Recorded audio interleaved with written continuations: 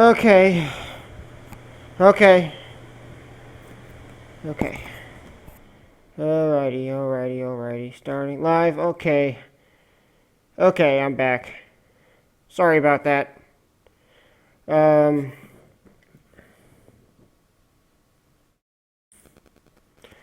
But yeah. My my mic wasn't hooked up or anything, so I had to fix it.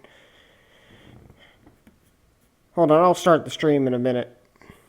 Well, the thing in a minute.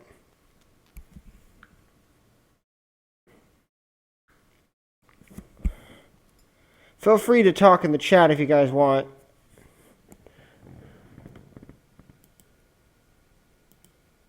Sorry, had a. Okay, I'm here. Does anybody see? Oh snap. Okay, hold on. Let me change things up now.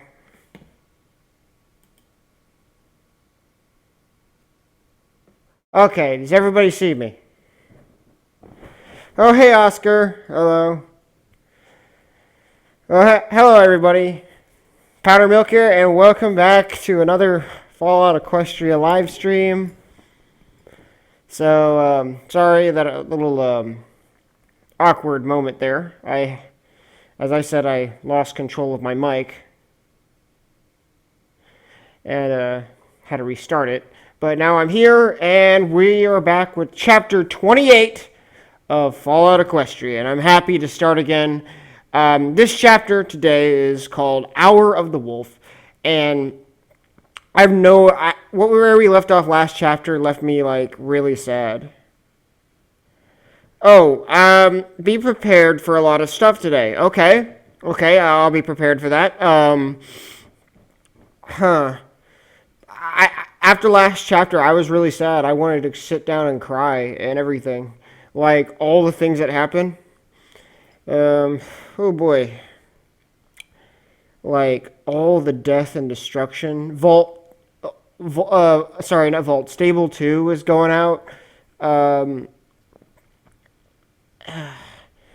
and apparently the war had been started because of a miscommunication. The war was caused by a miscommunication. And yeah. Oh crap, there goes my phone. Hold on guys, I like how my own phone is telling me that I'm live. Yeah. Well, anyway, I think we should get right on into this awesome chapter because I honestly think you guys waited long enough, and I think you guys deserve the awesome chapter. So I'm going to be doing these streams once a week as much as I can. So anyway, let's get on to it. Rage. Burning, explosive rage. In the moment I realized that the Steel Rangers had invaded my home, were killing the ponies inside, I saw red like I never had before. My nerves were hot, electric. I wanted to strike out, to slaughter those fuckers, to rip them apart from the inside out, and keep stomping until they were nothing but paste under my hooves. But my enemies, the murderers who were defiling my home, were not here. It would be hours, even at Calamity's best speed, before we could make it to Stable 2. I wanted to hurt some pony, now. My whole body and mind and soul screamed for justice and retribution. And if I couldn't have that, at least some pony to buck. But the only ponies around were my friends. So I stood there and raged in silence. And they were wise not to interfere. "Do you think I wanted this?" Steelhoof snapped, pacing through the interior of the Sky Bandit. "Stable 2 was home to Applejack's family. If anyone in the Apple family still lives, they live in there." "I ain't saying you wanted this," Calamity shot back. "And I ain't saying you didn't go do your damn best to stop it. I'm just saying your best weren't good enough." The rust-colored Pegasus was pouring on the speed, despite being at the point of exhaustion. "And now, it's my turn." Zenith watched the argument, for once not being the focus of the shouting. She turned to Velvet Remedy, eyes large. "This is your home, you and the little one. Why did the Steel Rangers attack it?" Velvet Remedy shook her head. Each blink sent fresh tears down her charcoal cheeks. The wind whipped at her color-streaked white mane. Resources. Nothing more. All they see is a functional stable. In the very least, the water talisman is priceless. The apple orchard nearly so. She closed her eyes, shuddering with a soft sob. At most, they want it as a base. My rage was beginning to ebb, the fire and fury unable to maintain itself without a direction to strike. I could feel numbness, sorrow and horror lurking behind it, ready to overwhelm me once the inferno of anger burnt itself out. You can't just prance in and start killing rangers, Steelhoof stomped. I don't see why not. As far as I can see, they're nothing more than a gang of high-tech raiders preying on the innocent. Calamity kicked at his battle saddle, changing the ammo. Ponies like that need to die. And I aim to kill 'em. It's my policy. Steelhoof's turned to Velvet Remedy. You talk to him. And say what? Velvet's voice was hard as steel. Steelhoof's grunted. That is suicide for a start. He looked at us. Do you ponies really think you can take on a few squads worth of knights and paladins in magical armor? The ghoul's words hit home. The size of this was too much. Who knew how many steel rangers were down there, each with weapons and armor and combat experience far in excess of our own? How was I going to stave Stable 2? How could I fight that? I began to remember each and every pony I had grown up with. My teachers, my peers, each pony at my first and only slumber party. I felt myself being crushed under the weight of this responsibility. I couldn't breathe. Y'all gonna be surprised just what we can do. The armor-encased ghoul rounded on the Pegasus. I'm on your side here. Are you? I asked, finally breaking my silence. The others all turned a collective gaze on Steelhooves. The Steel Ranger, the eternally obedient soldier buck, had been backed into a corner, forced between his loyalty to us and his oath to them. If that was all it was, then I knew we would lose. But I had seen into his head, into his memories. Steelhoof's oath wasn't to the Ministry of Wartime Technology. It was to her, Applejack. And when it had come to defending her, there had never been a moral he had considered sacred enough to let it stand in his way. If that still held true, then we stood a chance. Steelhooves didn't answer. That was not a good sign. But such a decision was hard enough without being further forced. I didn't dare push him. I needed him. I needed all of them. Well, that's just perfect, Calamity groused. Can you at least promise not to shoot us in the back when you make up your mind? I wanted to tell the Pegasus to shut up. I knew Calamity had a right to say that, and right now, he was the one going beyond the pale just to get us there. But if I had any chance of not letting Stable 2 down, not letting every pony I had ever known die, I needed my friends to pull together. We needed to be strong. Instead, I was drowning. And all about me, they were splintering apart under the tension. Velvet Remedy nickered deprecatingly. Well, if we're making promises, maybe Little Pip can promise that if we win, she won't adopt any of them. I stumbled, feeling sucker punched even as I was fighting to breathe. Oh, come on, Little Pip, Velvet said, rolling her eyes. It is not past my notice that you have a habit of collecting ponies, and now zebras, who have nearly killed you. She shook her mane. I'll admit, sometimes I wonder if there isn't a part of you that isn't doing it to get back at me. What? What the hell? Well, aside from just being the one who patches you up every time you get yourself hurt, I'm also the one who is at least a little responsible for you getting trapped out here to begin with, Velvet pointed out. Her normally beautiful voice sounded frayed. I could tell this was the return of nasty, bitchy Remedy who dealt with the horrors around her by thinking poorly of her friends. I had really hoped we'd left this Remedy behind. But there she was, buried under the surface, just waiting for enough stress on the fault lines of Velvet's personality to set her free. Are you sure there isn't a part of you that isn't trying to punish me by surrounding us with reminders of all the times you've nearly died out here? Whoa, Nelly. Calamity looked back. Is that how you think of me? Oh, goddesses. Please, I don't know if I can do this even with you. I can't do this without you. Stop it. All of you. I stomped with all hooves, shaking.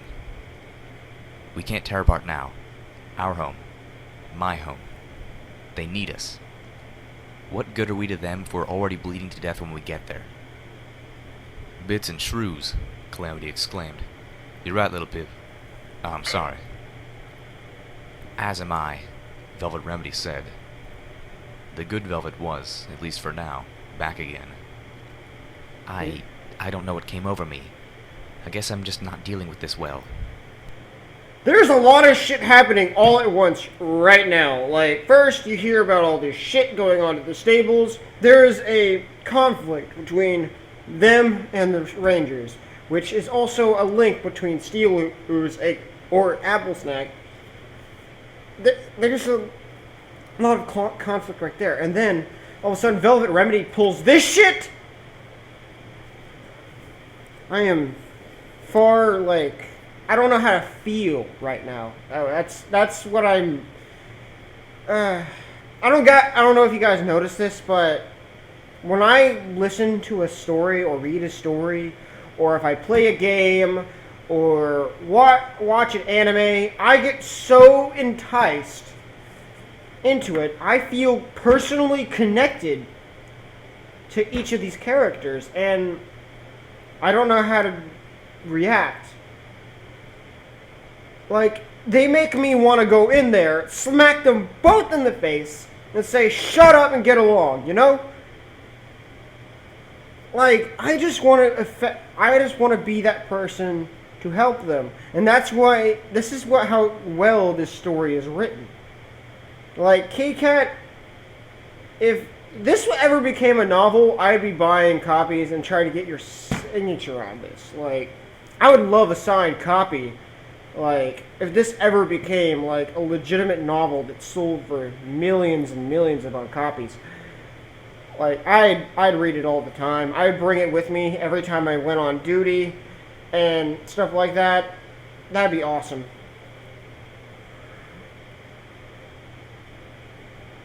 Like, yeah, but I'm getting sidetracked. But the point of the matter is, the characters are so enticing. And I can't get over that. And even within these conflicts, it just makes you want to jump in at them. Just to help.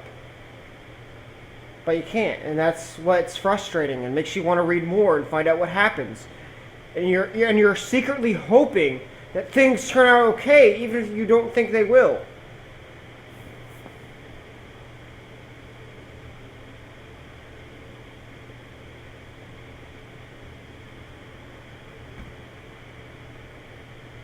Oh yeah, Oscar says, well, to be fair, we don't know how we would react to the world of the wasteland. Velvet's feeling stress and natural since she didn't grow up in the wasteland. So yeah, that is true. No, like, how would we react if we had to go through the same situation? So we have to understand ourselves that way. And we may not actually know that answer. Like, a lot of us would have tried to act tough and say, yeah, we could do it, yeah. And some of us are brutally honest with ourselves that we would say we'd probably die. And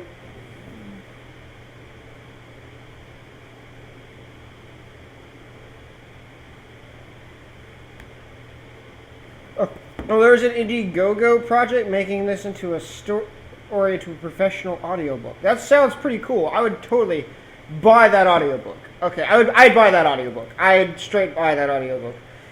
Kit Kat is an amazing writer, and I'll give her that. Oh, thanks for showing me a link. I'll screenshot that real quick. Hold on.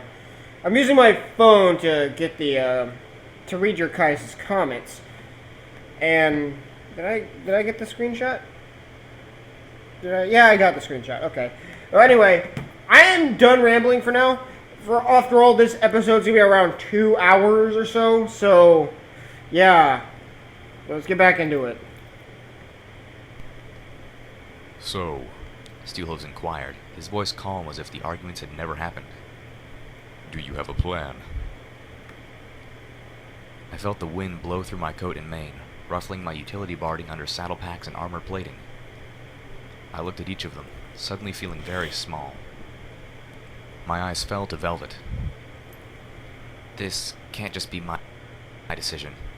Velvet, this was your home too. My eyes pleaded with her. Silently, I begged her to help me. Please, Velvet, please don't let this be all on me. This is home. These are our ponies. I can't have whether they live or die be all on me. I just can't. Velvet returned the gaze. In her teary eyes, I saw a kindness that told me she understood, and that she would take as much of this burden from me as she could. Velvet turned to the others. Steelhooves is right. I doubt we have the firepower to take on the Steel Rangers. And even if we do, we couldn't hope to do so without losses. So, we must look for an avenue of diplomacy first.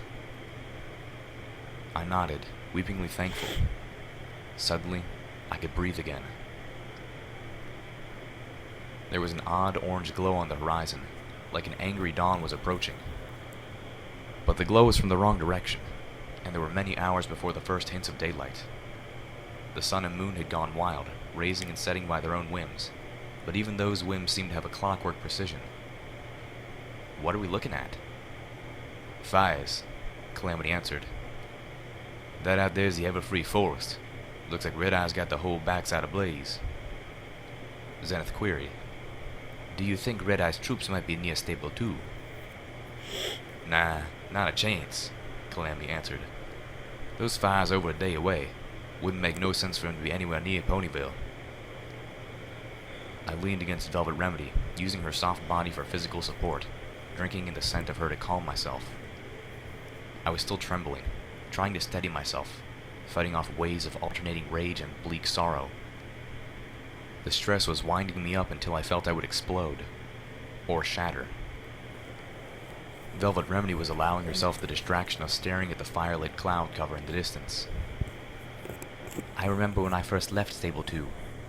The cloud cover had breaks in it. I could see real sunlight. It was the most beautiful, warming thing. More beautiful than anything I'd ever experienced in my life. I thought, there is something as wonderful as this out there. Then the outside can't be that bad. She chuckled sadly. Haven't seen the sun like that again. Sometimes, I wonder if that isn't why this world feels so dark and hopeless.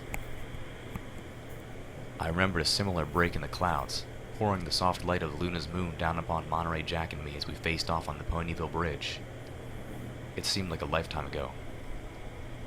Yep, Calamity replied, missing the heart and soul of Velvet's comment.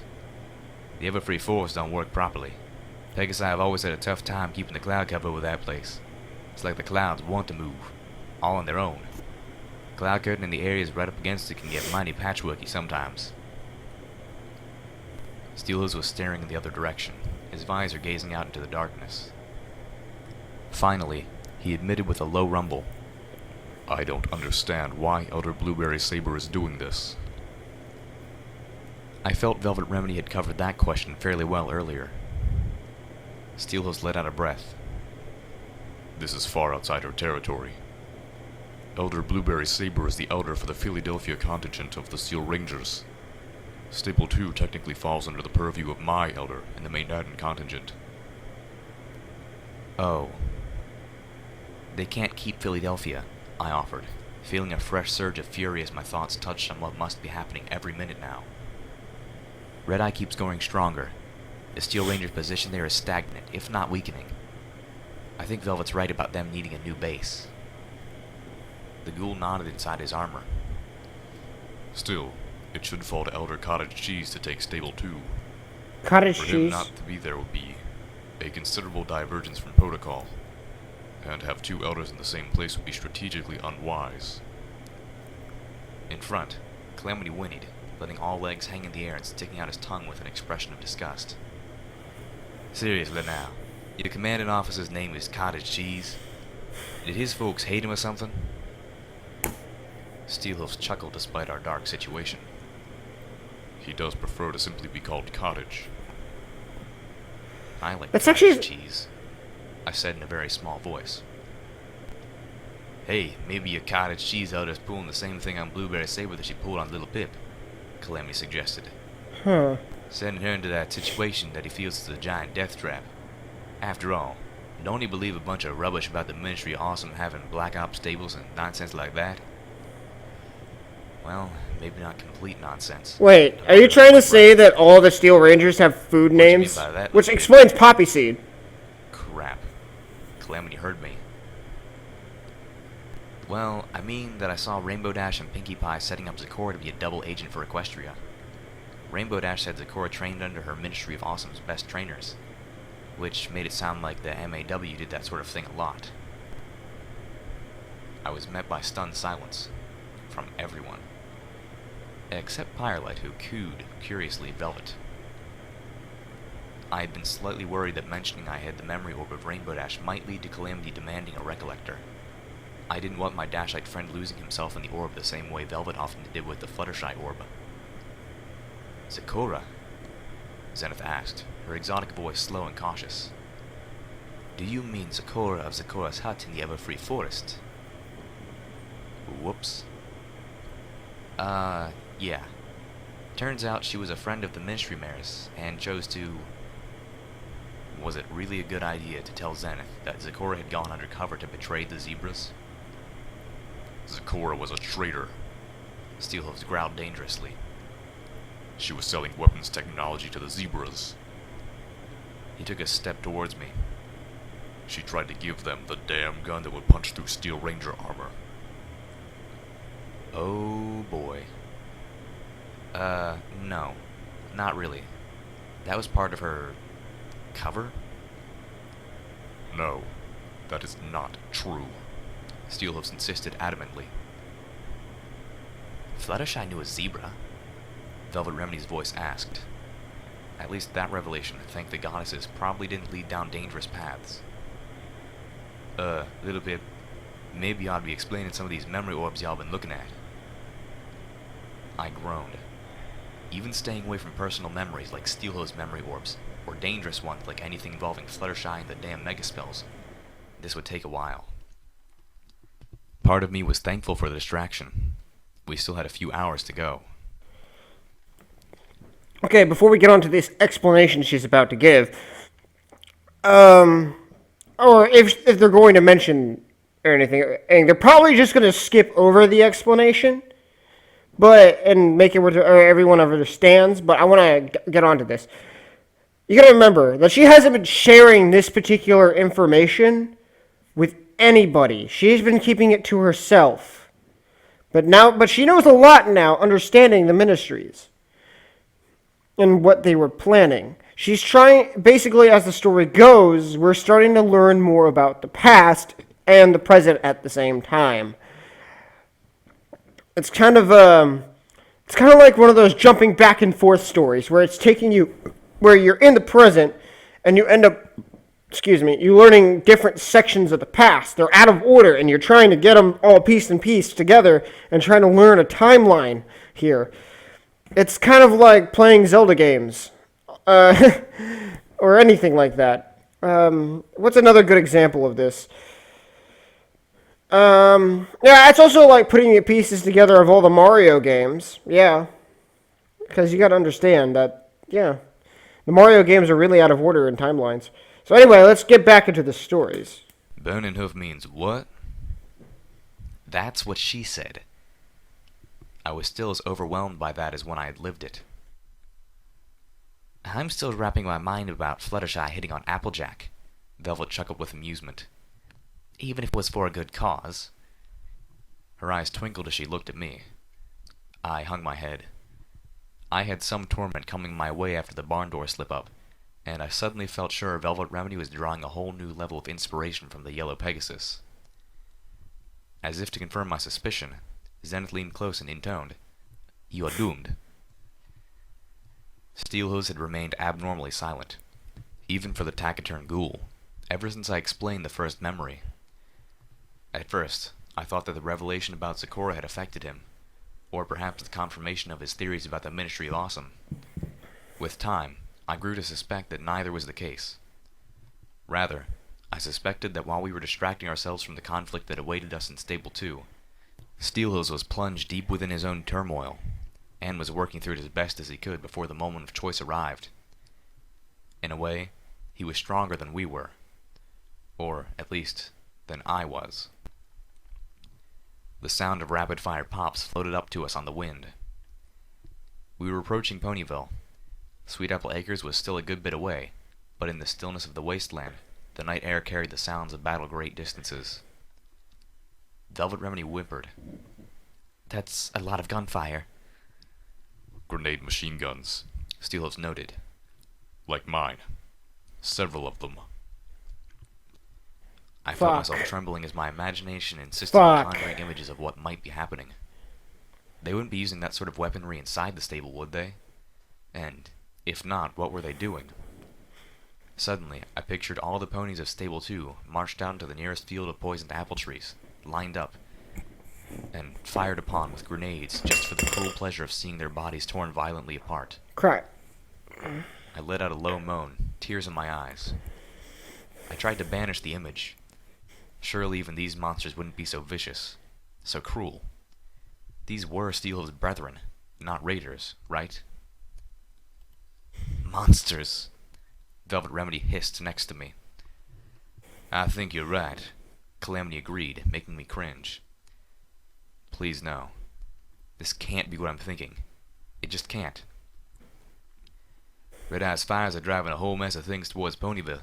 Sounds to me like a few have wandered their way up to Sweet Apple Acres.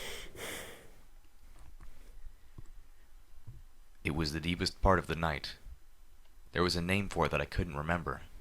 That mystical black hour when all is darkest and you can't sleep. When the weight of all of your sorrows and bad decisions come weighing on you the most heavily. And when the monsters scratch just outside your door.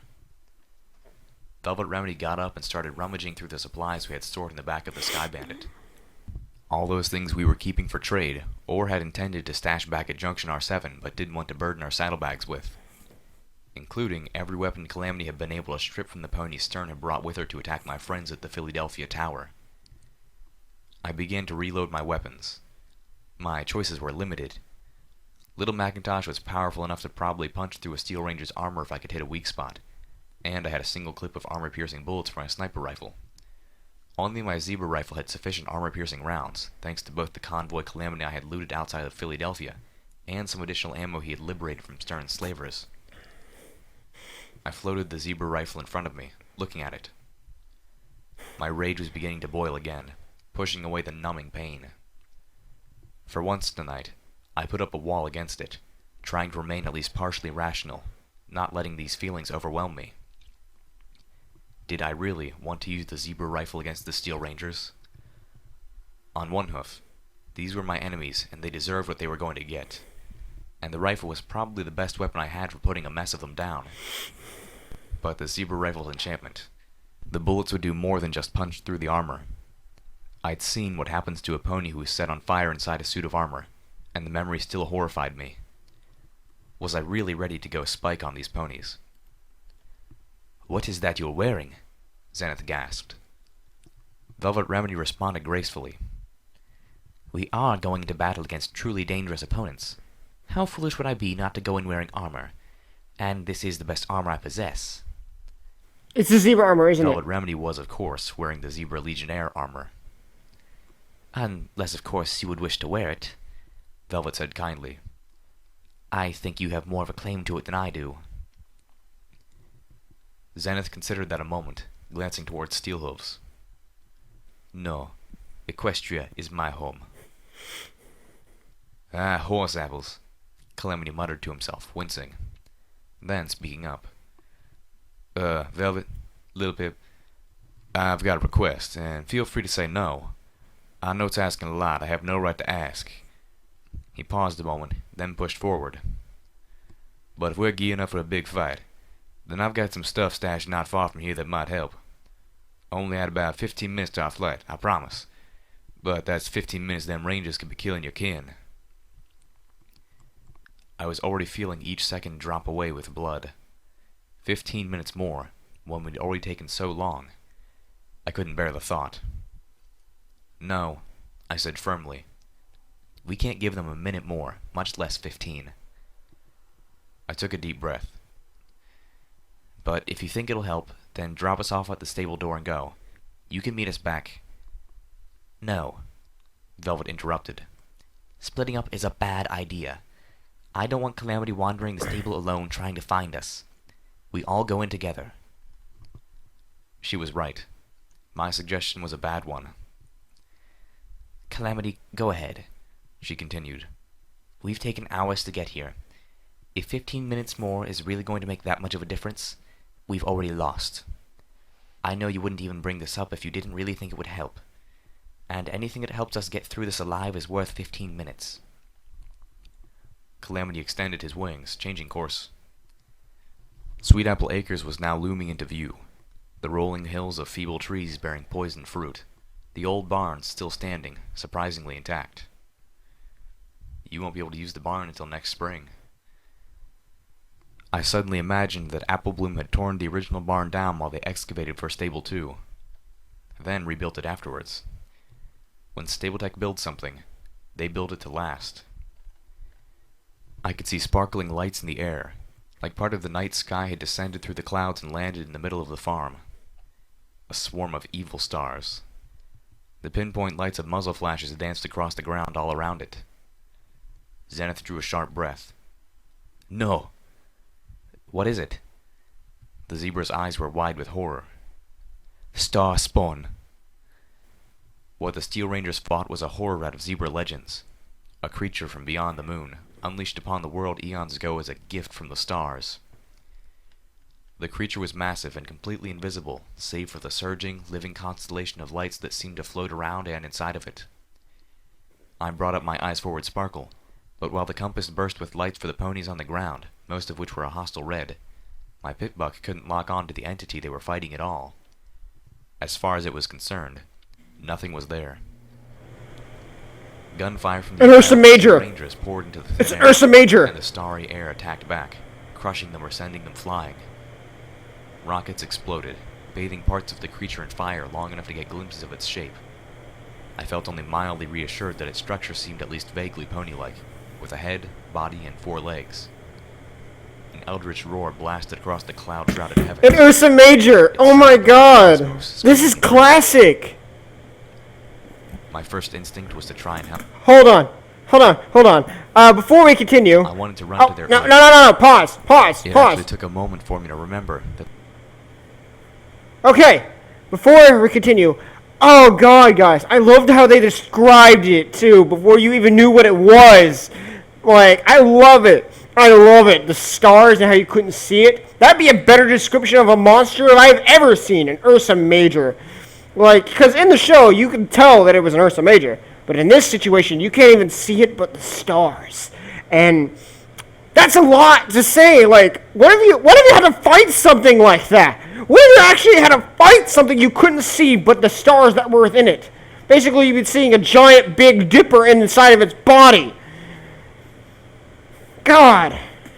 But the ponies down there were our enemies. But not all of them, at least according to my EFS. And wasn't that enough? We have to help them, Steelhooves insisted, voicing my own thoughts. You wanted diplomacy. This will be the first step. You cannot hope to fight a star spawn, Zenith gasped. What manner of fool are you? All you can hope to do is run and hide. Have you met us? Steelhooves asked. And with those words, I knew he had made his choice. Detour abandoned, Calamity winged towards the barn and flew us into the storm. The relentless thunder of weapons fire filled the night, with Steelhooves standing on top of the Sky Bandit, his grenade machine guns tearing at the virtually invisible monster as Calamity circled us around again. The Pegasus Buck was doing his best to get us as close as possible while keeping us outside the star spawn's striking range. Not an easy trick, being unable to properly see the creature. The Steel Rangers on the ground had been decimated. There were at least a dozen corpses and crushed and mangled armor. Nowhere near the forces that Steelhooves estimated had been sent to take the stable. I could make out 3 remaining from the dim light of their EFS visors and the brilliant flashes from their weapons. One fired off a pair of missiles. They exploded against the transparent hide of the monster. The star spawn retaliated, an unseen appendage connecting with the armored knight with a sickening crunch. The pony flew through the air towards us. "Yow!" Calamity cried, dodging. I could see the pony was dead as it arced past us, internal organs pulverized inside gruesomely dented armor. Firelight shot out past us, strafing the creature with a balefire, washing part of its back with flames that quickly died away. I focused, trying to wrap the entire entity in a magical field. I had no intention of moving it, but as the magical aura spread around it, the creature became clearly outlined. It was far bigger than I thought, but at least now we could properly dodge the alien behemoth. Velvet Remedy cast her anesthetic spell at the cosmic beasts. Her magic hit it square in the head. The creature stumbled, phased for only a few seconds, then let out another mighty roar. Dang it, she's just too big. We ain't doing more than beast things to her. "I told you," Xanath warned, cringing. "You can't slay a starspawn. You best be thankful this one is but a baby. A full-grown one would have devoured all of Ponyville without even noticing." "That's just a baby?" I asked in shock. Wait, that's the Ursa Minor? Through the barn. The last building standing on Sweetapple Acres, the barn which had weathered apocalypse and 200 years of the wasteland, came crashing down. I felt a pang as I watched the barn I'd witnessed Applejack and her friends together in during Sun Year, happier times, be obliterated by the uncaring misstep of the Starspawn. "Little Pip, keep that glow up," Steelhooves ordered as my telekinetic field began to slip. Oh, Oscar, you're just enjoying my Around in reactions. front of the thing and hover. Velvet, have that spell ready when I say. "I sure hope you know what you're doing," Calamity said as he brought the Sky Bandit directly in front of the monster's snout. "Now, Velvet." Velvet Remedy focused, unleashing a small bolt of magic that splashed over the head of the creature. Again, for just a moment, it was stunned by the same magic that would completely paralyze a hellhound for nearly an hour. A streak of smoke shot out of the top of the Sky Bandit above me as Steelhooves fired off a single rocket. I watched as the missile shot through the glow of my magic, and beyond where the hind of the creature should be, lodging inside the monster's transparent, star-moted head. The Starspawn let out a howl that tore us from the sky. Calamity fought to regain control before we smashed into the poisoned orchard below. A moment later, the missile detonated, its explosion accompanied by a gut-wrenching, wet, splorchy sound. We hit the ground seconds before the Starspawn's body did. I bounced around inside, banging heavily against the benches and metal walls, bursts of pain blossoming throughout my body. The Sky Bandit rolled, crashing through several trees before coming to a stop. Calamity hung limp from the harness. Velvet Remedy lay amongst the scattered supplies, moaning. I could not see where Steelhooves had been thrown to, or Zenith. My pip-buck was clicking madly. I felt the warm stickiness matting my mane. I reached up with a hoof. My lightest touch brought dizzying pain and shooting lights. And then darkness. The bright spotlight from Steelhooves' helmet found me. Zenith trotted behind him, looking annoyingly unhurt. She had, I learned, jumped out a window as it crashed, landing in a controlled roll that left her unmangled save for her mane. "Is every pony okay?" I asked weakly. "Never better," Steelhooves said. The way my pip-buck was clicking, he may have been telling the truth. "You flew through a tree," Zenith countered. "Your back should be broken." "Hard to keep down a Canterlot ghoul," Steelhooves replied.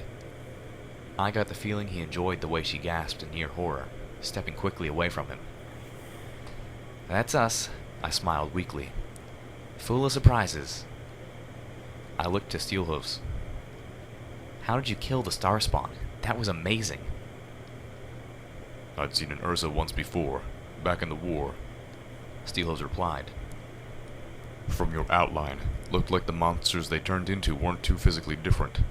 Just a bit nastier and a lot harder to see. So I fired where the Ursa's eye socket ought to have been and hoped for the best." Calamity had come to with a weary groan. Finding himself hanging upside down in the Sky Bandit's harness, he waved his forelegs, as if hoping to flip the entire passenger wagon back over. It wasn't going to work. "Here, let me help," I called out. How long does it take them for their age? I want to know. Calamity fell onto his back with a thump. And how do they breed? Velvet Remedy hobbled out of the passenger wagon, dragging her medical supplies with her.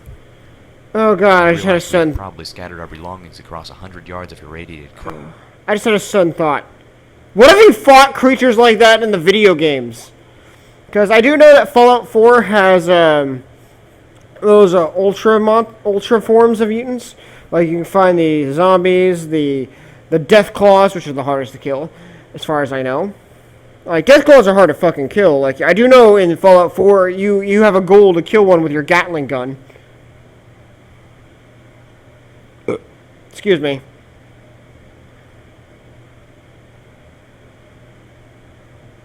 And like Fallout 4 has a lot of powerful monsters, and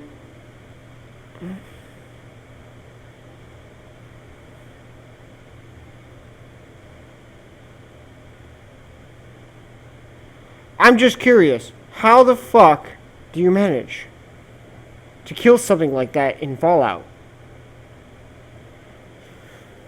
Cropland. But that would be a task for the morning. First, we had to get through the night. At least I hadn't lost my weapons. Every pony and zebra gather around, Velvet said politely, dropping her saddle boxes to the ground. Your medical pony is going to patch you all up before we proceed further, while simultaneously managing not to take it as a bad omen that she's having to heal your wounds before you even get inside the stable door. Hold up right there, ponies, a voice ordered from the darkness. 2 helmet spotlights pinned the group of us. The 2 Steel Rangers who had survived the Star Spawn battle were moving towards us, weapons pointed, and the light from their EFS visors letting me know they had their targeting spells locked onto us. Oh wow, came a sweet mare's voice from the second suit. Look, it's Elder Steelhooves. Star Paladin Steelhooves, the other corrected swiftly. And keep your weapon locked on him, Night Strawberry Lemonade. That one turned to face our ghoul companion. We have specific orders to send you on your way. You will not interfere with this operation. That was awesome, Steelhoof, sir. The younger knight gushed, turning off her EFS. How'd you kill that thing? Night Lemonade. The older Steel Ranger turned with a growl. You will bring your EFS back up and lock onto your targets. Do you even realize which stable you're attacking? Steelhooves asked evenly. This is Stable 2. The stable built to preserve the Apple family and the ponies of Ponyville. This is the Apple family's farm. That barn had been the barn that the mayor of the Ministry of Wartime Technology, Applejack herself, had grown up in. That stable holds her kin. You are attacking the family of the Ministry Mayor of Wartime Technology. It is you who should leave. In utter shame. We have our orders, as do you. You are not my commanding officer, Paladin. Nor is Elder Blueberry Saber. Steelo stood his ground. And even if you were, these orders... Okay, Oscar. Why is she your Wafu material? Okay, I'm going to save that link for later so I can... Actually, no. I'll find out right now. Hold on. I'm about to find out right now. So, I'm going to go to my live dashboard, so bear with me on this. Hold on. I'm going to use this opportunity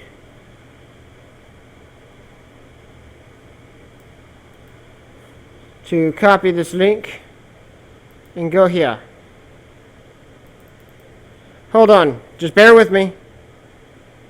Yes, guys, I already had some things on Fallout Equestria stuff because I need stuff for my thumbnails and stuff, so.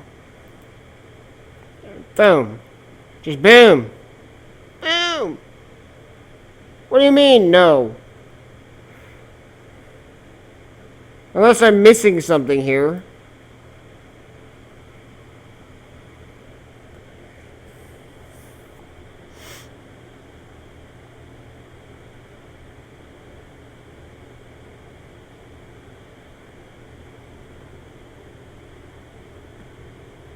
Oh, the dot.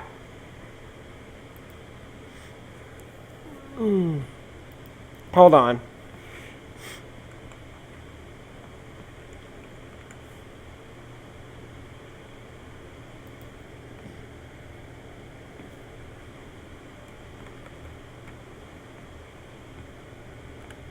Okay, I see the problem. Thank you. Okay, it's still giving me trouble.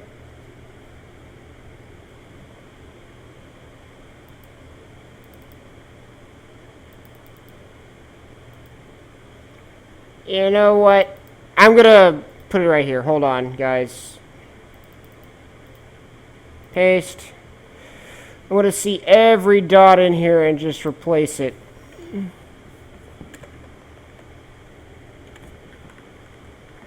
I don't know why it's doing this, guys. Hold on. Bear with me. I want to see this image that you guys are pulling up. And I don't know how to do this by myself. So, that should do it. And I think we're getting it. Oh, oh, oh, here it goes. Oops. Go. What do you mean? It says it doesn't exist.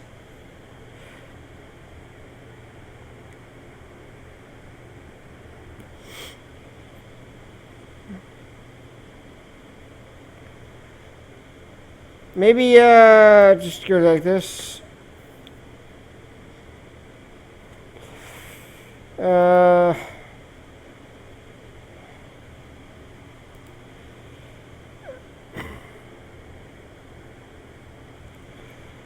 Yeah, that'll help if you find another. I'm gonna go back to the Fallout for now until I'm, because I'm seriously curious about this picture you want to show me.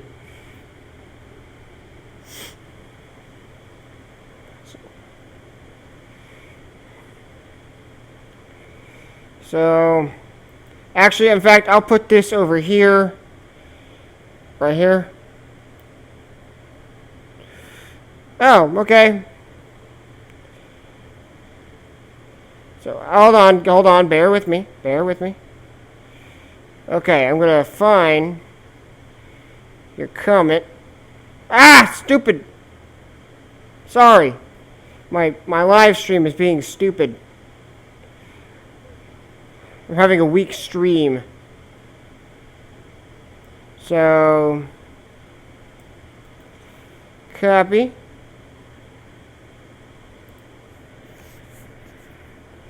Now, paste. Bear with me.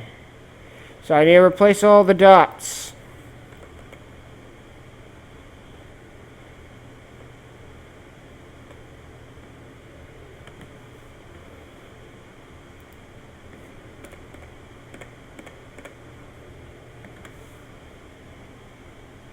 And boom. I'm seriously curious what strawberry lemonade looks like right now. Please give me a proper image.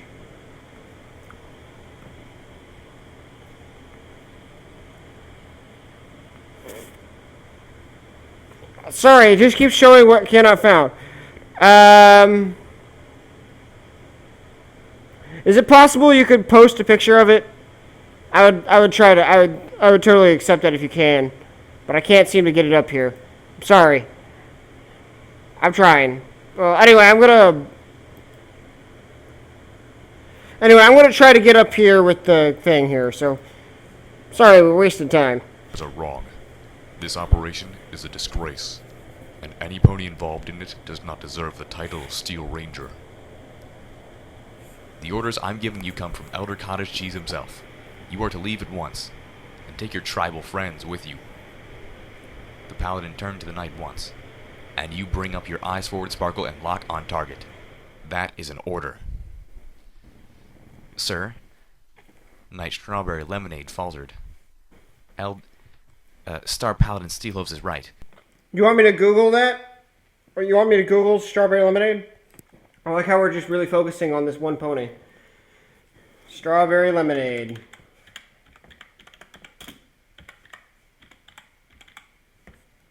I hope I'm spelling that correctly. Hold on. Lemonade. I spelt lemonade wrong. I think. I don't know. Fallout Equestria. Sorry if I'm taking so long.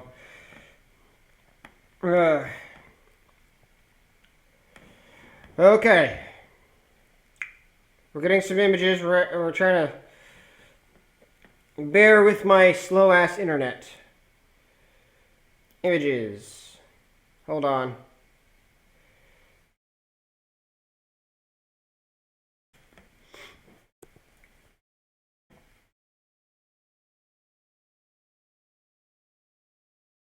I don't see what you have. Is this your strawberry lemonade character? Hold on, I'm pulling her up right now.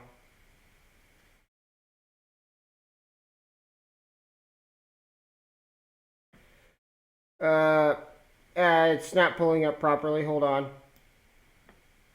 That's it right there? Is that your... oh, crap. Come on, move. Is that your strawberry lemonade? I'm trying to put it up on the screen here. Because that's actually... yeah, that is a cute pony. That is a cute pony.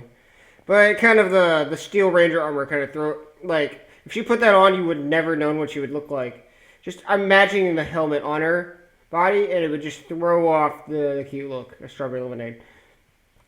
Now I want some strawberry lemonade, Oscar. I really want some strawberry lemonade now. Thank you. Like actual strawberry lemonade, not the pony. This operation is wrong. The paladin turned to face the knight, a back-mounted light machine gun swiveling to lock onto her now. You will bring up your sparkle and lock on target, or you will be facing a court-martial for disloyalty before the sun sets. The paladin growled. Do I make my... Blam. The paladin fell, twin bullet holes forming black zeros in his armored helmet. Knight Strawberry Lemonade backed up in shock. The rest of us turned to Calamity. What? I gave Diplomacy a chance. He obviously wasn't about to join the good guys. Velvet Remedy's horn glowed softly as she did her best to heal the gash on the back of my head without binding my whole face in bandages. Fortunately, she said it looked and felt far worse than it actually was. Elder Cottage Cheese is dying, Knight Strawberry Lemonade said, filling Steelhooves in as best as she could. I mean, I know he's been dying forever, but just this last month, not even the medical bed seems to be helping anymore. He's focused on taking Stable 29 before he dies. That's where he is, with Star Paladin Crossroads. He invited Elder Blueberry Saber to lead the acquisition of Stable 2, along with Star Paladin Nova Rage. Of course he did. Steelhooves commented. Star Paladin Crossroads has pushed for me to become an elder. She has the same sentiments that I do. Cottage must have known there was no way Cross would agree to taking Stable 2. He stomped. Star Paladin Nova Rage, on the other hoof, is an MWT traditionalist just like Elder Blueberry Saber. Calamity wiggled his left wing. It had suffered injury in the crash, and now Velvet had mummified it in bandages. Reckon this cottage fella wants the Crusader in Stable 29? Live forever inside that machine. But that's insane, I asserted. The Crusader can take an imprint, a copy of a pony's mind, but it's not like the pony actually becomes part of the machine. Cottage Cheese would still be just as dead when he died. Unless, Velvet Remedy suggested, he thought he could actually put himself into it, mind and soul. It took me a moment to realize what she was thinking of. A soul jar. Blackwing's talent group had been hunting for information on the Black Book for some pony. Now, I suspected I knew who. If a soul jar could be made out of anything, why not a Crusader? I suddenly imagined the elder who ordered the attack on my home living forever in an indestructible computer. There was no way I could let that happen. He didn't get eternal life as a reward for this murder. Steelhooves continued to speak with Knight Strawberry Lemonade. In the end, she told him, Look, I believe you're right, and I'm willing to stand aside, but I can't follow you in. I can't attack other rangers. Her visor turned towards Calamity. Or cooperate with tribals who do. Steelhooves nodded, putting an armored hoof on her shoulder. I respect your decision. You're doing the right thing. He turned to us. Are we ready? I stood, floating the zebra rifle to my right. Okay, the little everybody, grab your Macintosh to my left. shotguns and laser pistols. From what the knight had told us, Elder Blueberry Saber had left a fifth of their force guarding the way in. A precaution against us as much as the horror slowly emptying into Sorry if I Ponyville from fucked the that name ever-free up. forest. Truth was, I was not ready. But every moment we were spending talking and healing was one more for the 4 Steel Rangers inside to tear their way into the security in Overmare's wing and slaughter every pony they hadn't killed in their initial strike. They couldn't wait for me to be ready. We go. Calamity brought up the rear. His sharpshooting would be critical should we be flanked. I kept glancing back at him, watching his reactions as we passed through the tunnel beyond the apple cellar. It was not like the sanitized little tour we had seen in the Stabletech headquarters. "This is Velvet Remedy's home," he muttered. "Little Pip's home." I'm pretty sure he didn't know I could hear him. Before the Pinkie Pie statuette, I probably wouldn't have been able to. And I gotta be strong for him, not go crazy. Can't just charge in and kill every armored bitch I see. I need to be strong. I need to watch for him. I need to protect him. I can do this. The skeletons which littered the floor had been crushed and broken, trampled by an army of metal hooves. I felt a twisted sickness welling up within the reservoir of rage that was filling my head. No pony knew who they were, but they deserved better than this. I felt part of my anger turn on myself. Why had I not returned to bury them? They died at the door of my stable. But then, the equestrian wasteland was filled with skeletons. I hadn't treated any of the others any better. Not even the skeletons of Apple Bloom or Pinkie Pie. But at least I hadn't defiled them. I hadn't smashed them under hoof without even caring. The door to Stable 2 was wide open. Velvet Remedy and Steelhose were our diplomats, so they were the first to lead in. I wanted our Steel Ranger to have a shot at wooing any of the Rangers before we had to shoot. So Velvet was the first to step back into the place that had once been our home. She stopped with a painful gasp. I galloped up to meet her. The entrance room was as gray as the maintenance areas of Stable 2 had always been, but now there was a cacophony of color splashed all over it. The pretty colors of pastel-coated ponies lay in pools and sprays of darkening crimson. The Overmare had sent half a dozen ponies to greet whoever was coming in. Only 2 of them, stable security guards, were armed. The others had come bearing only hopes of friendship. Scattered near the open muzzle of a magenta-coated young mare was a bouquet of flowers, a welcoming gift. The white flower petals were stained red, and the Steel Rangers had gunned them down. The pony in my head stood teetering on the edge of a great, dark spiral. A bath covered with bones that led forever downward into blackness. The currents of my rage pulled her towards it, a tidal force of crimson pouring into the abyss. I pulled her back, and my rage shattered. The horror and sorrow and hurt that had been building up just flooded in. I collapsed to my knees, sobbing openly. "That's it," I heard Calamity say. He sounded so very far away. "Fuck diplomacy. Any pony who was part of this, who even stood by and watched, is a dead pony." I realized I recognized the yellow-coated mare who lay disemboweled in the corner. But I couldn't remember when I'd met her, or what her name was. And that made it so much worse. Why couldn't I remember her name? She deserved to have her name remembered. She deserved to be alive. Velvet Remedy, her own face wet with tears, trotted up and wrapped her forelegs about me, pulling me into an embrace as I heaved and sputtered and wept wretchedly against her coat and armor. "Little Pip has been strong long enough," I heard her say. "This is my home too. I'll take it from here." Calamity, Zenith, and I formed our stealth team. As soon as I could quiet myself and move again, Velvet Remedy had sent the 3 of us ahead. God. We were no longer looking to negotiate unless they offered the white flag first. Instead, we would strike first, fast, and with finality. The first Steel Ranger whom I pumped full of bullets from the zebra rifle died in agony, screaming as his internal organs burst into flame, cooking him from the inside out. More than they I didn't deserve. feel any remorse, no sympathy, Sorry, no. They nor did they I feel deserve glee worse. They or deserve even grim worse. satisfaction. My emotional deluge had left How me many fiercely fillies focused. and colts have The they? act was necessary and right. How many fillies, colts, all young? How many have they killed?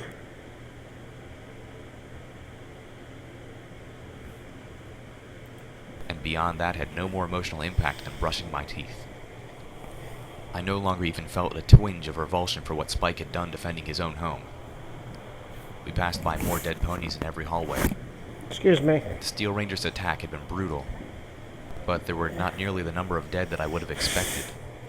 The Friendship Committee had been a well-calculated play on the Overmare's part, and when the Steel Rangers showed their true intentions right there in the entrance, they gave her enough forewarning for a rushed evacuation into security into the Overmare's wing. I both loved and hated her for that. So far, the maintenance wing had been hit the worst. The Steel Rangers had moved to secure it first, probably to prevent any pony from sabotaging the technology they were the most interested in. The ponies down there had no time to get out before the Steel Rangers had cut them off. I turned the familiar corner and found myself face to face with the Pit-Bug technician's stall. A fresh surge of emotion hit me as I saw the black scorch marks on the walls I had once cleaned. A red trail of blood ran along one wall, dripping at the end until I met the corpse of my mentor. If I ignored the missing leg, I could almost pretend he was asleep on the job again. This was not the mural I had once hoped for. I was crying once more, my vision blurring, making the lights of my EFS swim. The door into my mentor's office lay open. There was movement inside. A red splotch on my compass. I waved the others back and started to creep forward. The Steel Ranger never saw me coming. I floated little Macintosh right up behind her head, just to the left of the fin. I unloaded the full cylinder into her brain. She was probably dead after the first, but I didn't care. I turned to walk out and froze as I spotted my mentor's hammock. There was an empty Sparkle Cola bottle and a maintenance book, TLC squared, Tender Love and Care for Totally Lost Causes, laying on the floor beneath it. I remembered how my mentor would skim that book while talking in a direction vaguely connected to where I was sitting in rapt attention. Shedding tears of pain. I just realized that was a reference to one of the episodes for the Community Martin Crusaders. I heard the distinct sound of Calamity's battle saddle. A moment later, Zenith and Calamity dove into the Pit-Bug technician's stall. The hallway outside erupted in flame. Little Macintosh ain't stealthy, little Pip. Zenith pulled a jar out of the small saddlebag she'd been using to carry her herbs and mixtures. She tossed it to the floor, where it shattered, spreading a licorice-scented goop. The zebra clopped her forehooves in the goop, then her hindhooves. The rush of flames down the hallway stopped. A moment later, the grenade bounced into the room. I grabbed it with a telekinetic shroud and floated it back the way it came. I heard a shout of alarm just before the explosion. Damn it, I hate unicorns, the Steel Ranger said, letting us know he had survived largely unscathed. I turned to Calamity and... where was Zenith?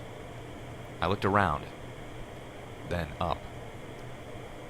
She was crawling along the ceiling, the goop on her hooves providing a magical adhesion similar to the spell that the slavers on the train had used against us weeks ago.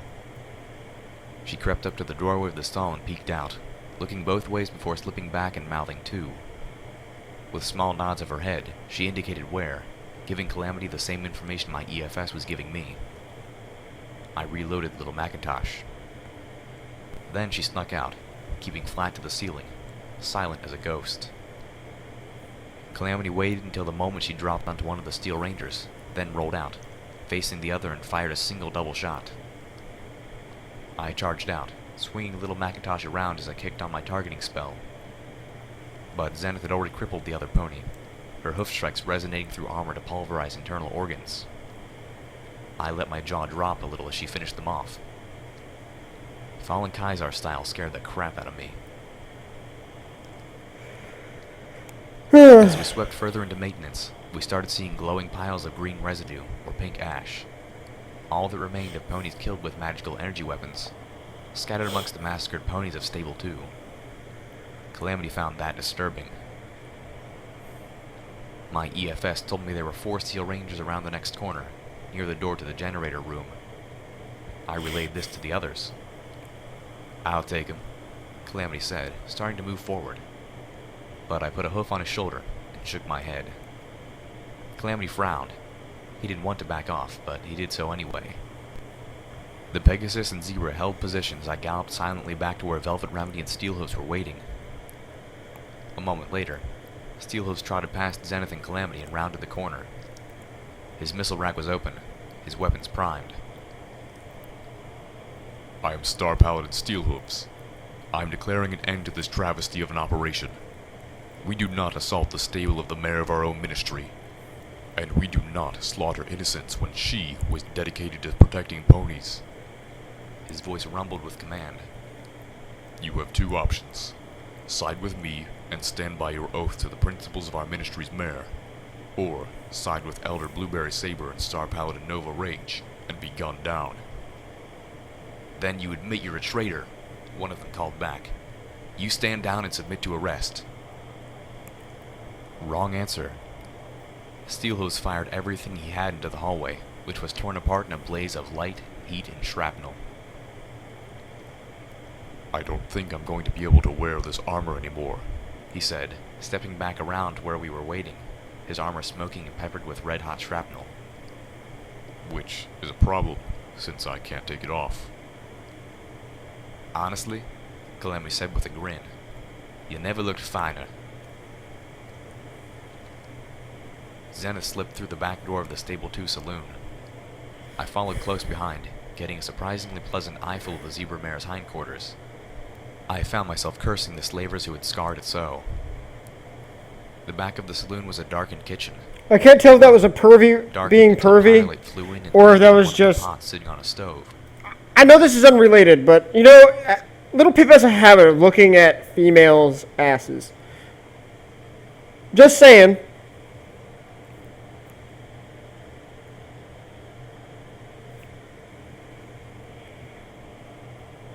Like, holy shit. I'll be honest.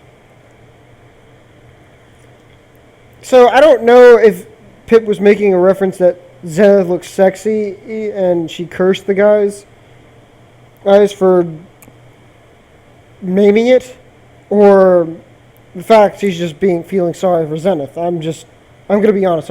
I just don't know the difference. Yet again, it could, excuse me, could be me, because I'm a pervert and I think stuff like that. So The Balefire Phoenix had almost returned to normal, but was still shedding off enough energy to glow like a torch. Mr. and Mrs. Sparkle Cider were dumped in a corner, their bodies bleeding onto each other. Mr. Sparkle Cider had always given me free ice cream when I was younger.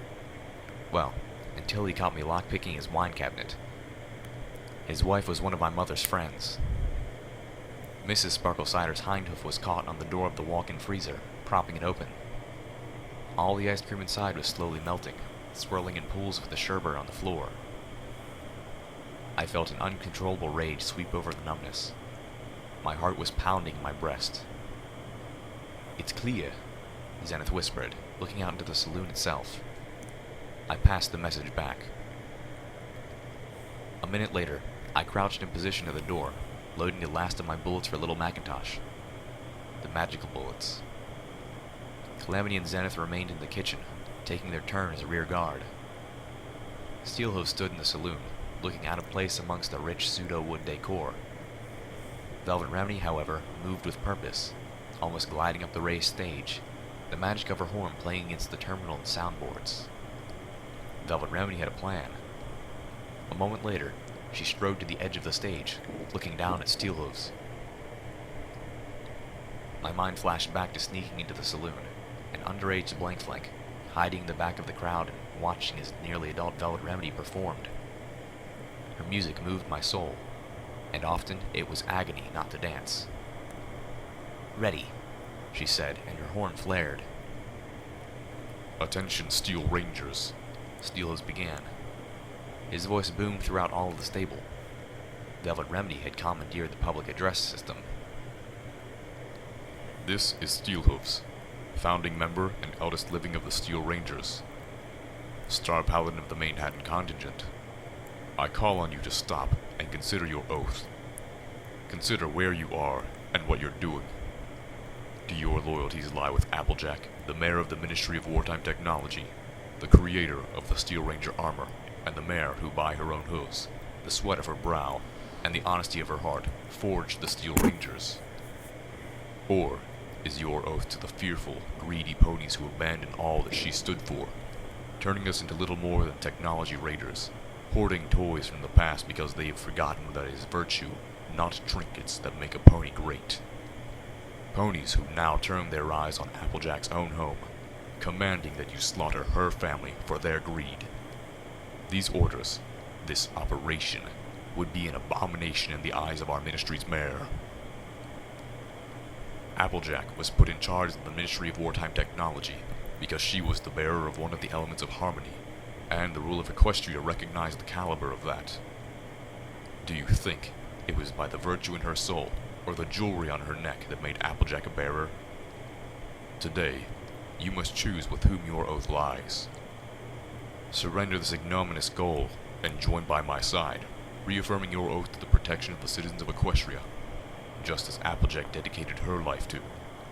Or continue in this disgraceful act and face the wrath of those who choose to stand true. The glow around Velvet Remedy's horn faded. Steelhooves looked up at her. Well, how was that? She smiled brightly in response. 3 Steel Rangers charged into the saloon, battle saddles filling the room with flames and machine gun fire. Go Steel Hooves! Apple Steelhooves fired snack! the first volley. I stared at the Steel Ranger, collapsed in a spreading pool of the ichor that ghouls called blood. I slid into Sats and fired the last of Little Macintosh's rounds into them, felling one and crippling the second. I dropped Applejack's gun and swung around the zebra rifle as 3 more poured in. Behind me, I could hear the explosive blast of Spitfire's thunder as Calamity decapitated the first Steel Ranger to try to get in through the back. One of the 5 remaining Steel Rangers fired a pair of missiles up at Velvet Remedy. The Unicorn Singer threw up her shield as the rockets detonated against the underside of the stage, spraying the air with jagged chunks of pseudo-wood. Another turned towards me, leveling what looked like an anti-material rifle at my head. "No!" bellowed Velvet Remedy, her horn glowing and her voice magnified. "This is my stage!" The room blazed with light conjured from Velvet Remedy's horn as she made herself the center of attention. The Steel Ranger in front of me sidestepped as Velvet Remedy's light show blinded her. The distraction gave me enough time to fire a burst from the zebra rifle, 1 bullet tearing through the visor of my opponent. One of the Steel Rangers responded to Velvet with a roar from her twin miniguns. Velvet's shield held. I fired 3 more armored-piercing shots from the zebra rifle into the machine gunner's head, seeing the flash of fire through the bullet holes. I could smell the pony's brain roasting. Velvet whipped out her combat shotgun, firing it at the invaders, but their armor proved more than sufficient. It did not, however, protect them from her anesthetic spell. The Steel Ranger I'd crippled went down. Another Steel Ranger fired up at her with a back-mounted sniper rifle. The bullet tore through her shield and armor. I saw the look of shock and hurt in her eyes. Pyrelight swooped in for the kill, blasting the downed Ranger and the 2 still standing with radioactive flame. Their suits protected them against that as well, but the flames obscured their vision. I slid in and out of Sats, spraying each Ranger until I was almost out of armor-piercing ammo. Spitfire's thunder sounded again. A moment later, Calamity and Zenith galloped into the room, knocking me over. I realized I could smell gas. Somewhere deep in the stable, I heard a deep explosion that didn't sound like firearm or grenade. Alarm shot up my spine as I wondered if the Steel Rangers had managed to blow the security doors that the bulk of my home's population was hiding behind. Zenith turned, grabbing me in her mouth, and pulled me from the doorway. Whoosh. The kitchen erupted, an inferno pouring out into the saloon and setting fire to many of the pseudo-wood tables and chairs. Not one word about my name, Calamity panted, looking at Zenith. Then he saw Steelhooves and froze. A moment later, "Where's Velvet?" I pointed upwards at the stage. I could see her fallen form. In the eerie silence that followed the battle, I could make out the sound of drops of blood falling from the stage to the floor below. Blop, blop, blop. "No," he whispered. His wings propelled him up to the stage far faster than either Zenith or I could have made it by hoof. The orange-maned Pegasus landed and pulled Velvet Remedy into an embrace with a gasp. "Ow," whispered Velvet. "Shush now, you silly pony," Calamity said, holding her. "You done got yourself shot. But you're gonna be right as rain soon enough. We got ourselves the best medical pony in all the equestrian wasteland." I started up the stage stairs towards them. Zenith was right behind me. "Ow," Velvet said again, then added, "Who's a silly pony?" "You is, Velvet Remedy," Calamity insisted gently. "You beautiful, wonderful mare. Now shush it." No. I reached the stage just in time. I don't know what Velvet had started to say, but this time, Calamity cut her off with a kiss. "Oh," Zenith whispered into my ear. "I've been waiting to see those two do that since I first met them." I was stunned at first, Wait. but then I Hold on, hold on, hold the on. pony in my head wasn't feeling the slightest bit. So Zenith was shipping them from the start? That's all I gotta say. Zenith was shipping them from the start? And that's the time you say that now? Envious or jealous. She wasn't exactly happy, but that had more to do with the situation we were in and the fact that Velvet Remedy was bleeding all over Calamity from a bullet wound. The air filled with an odd, unholy sound from down below. A chill filled the air. Steelhooves stood back up. My jaw hit the floor. I had sorely underestimated what it meant to be a Canterlot ghoul. I didn't have time to marvel. "Oh, fuck." I moaned as two Steel Rangers took up positions outside, aiming grenade machine guns at the two front windows of the saloon. "Every pony, we gotta go." The Steel Ranger mare stepped through the door on the far end of the bathroom and opened up with a grenade machine gun of her own, blowing up the stalls and toilets between me and her. Heat washed over me, searing my lungs. Shrapnel cut up my armor and flesh, leaving me bleeding from dozens of small wounds. Outside, Calamity and Zenith crouched behind a row of lockers which I had floated into a barricade. We were getting close to the school where I'd once taken my cutie aptitude test, and the place was swarming with Steel Rangers. I was out of ammo for Little Macintosh, and I was actually beginning to fear for the Zebra rifle. We'd been lucky, taking them on one or two at a time, the element of surprise on our side. But now they were alert, and moving against us in force. Only the narrow hallways prevented us from being surrounded or utterly overwhelmed.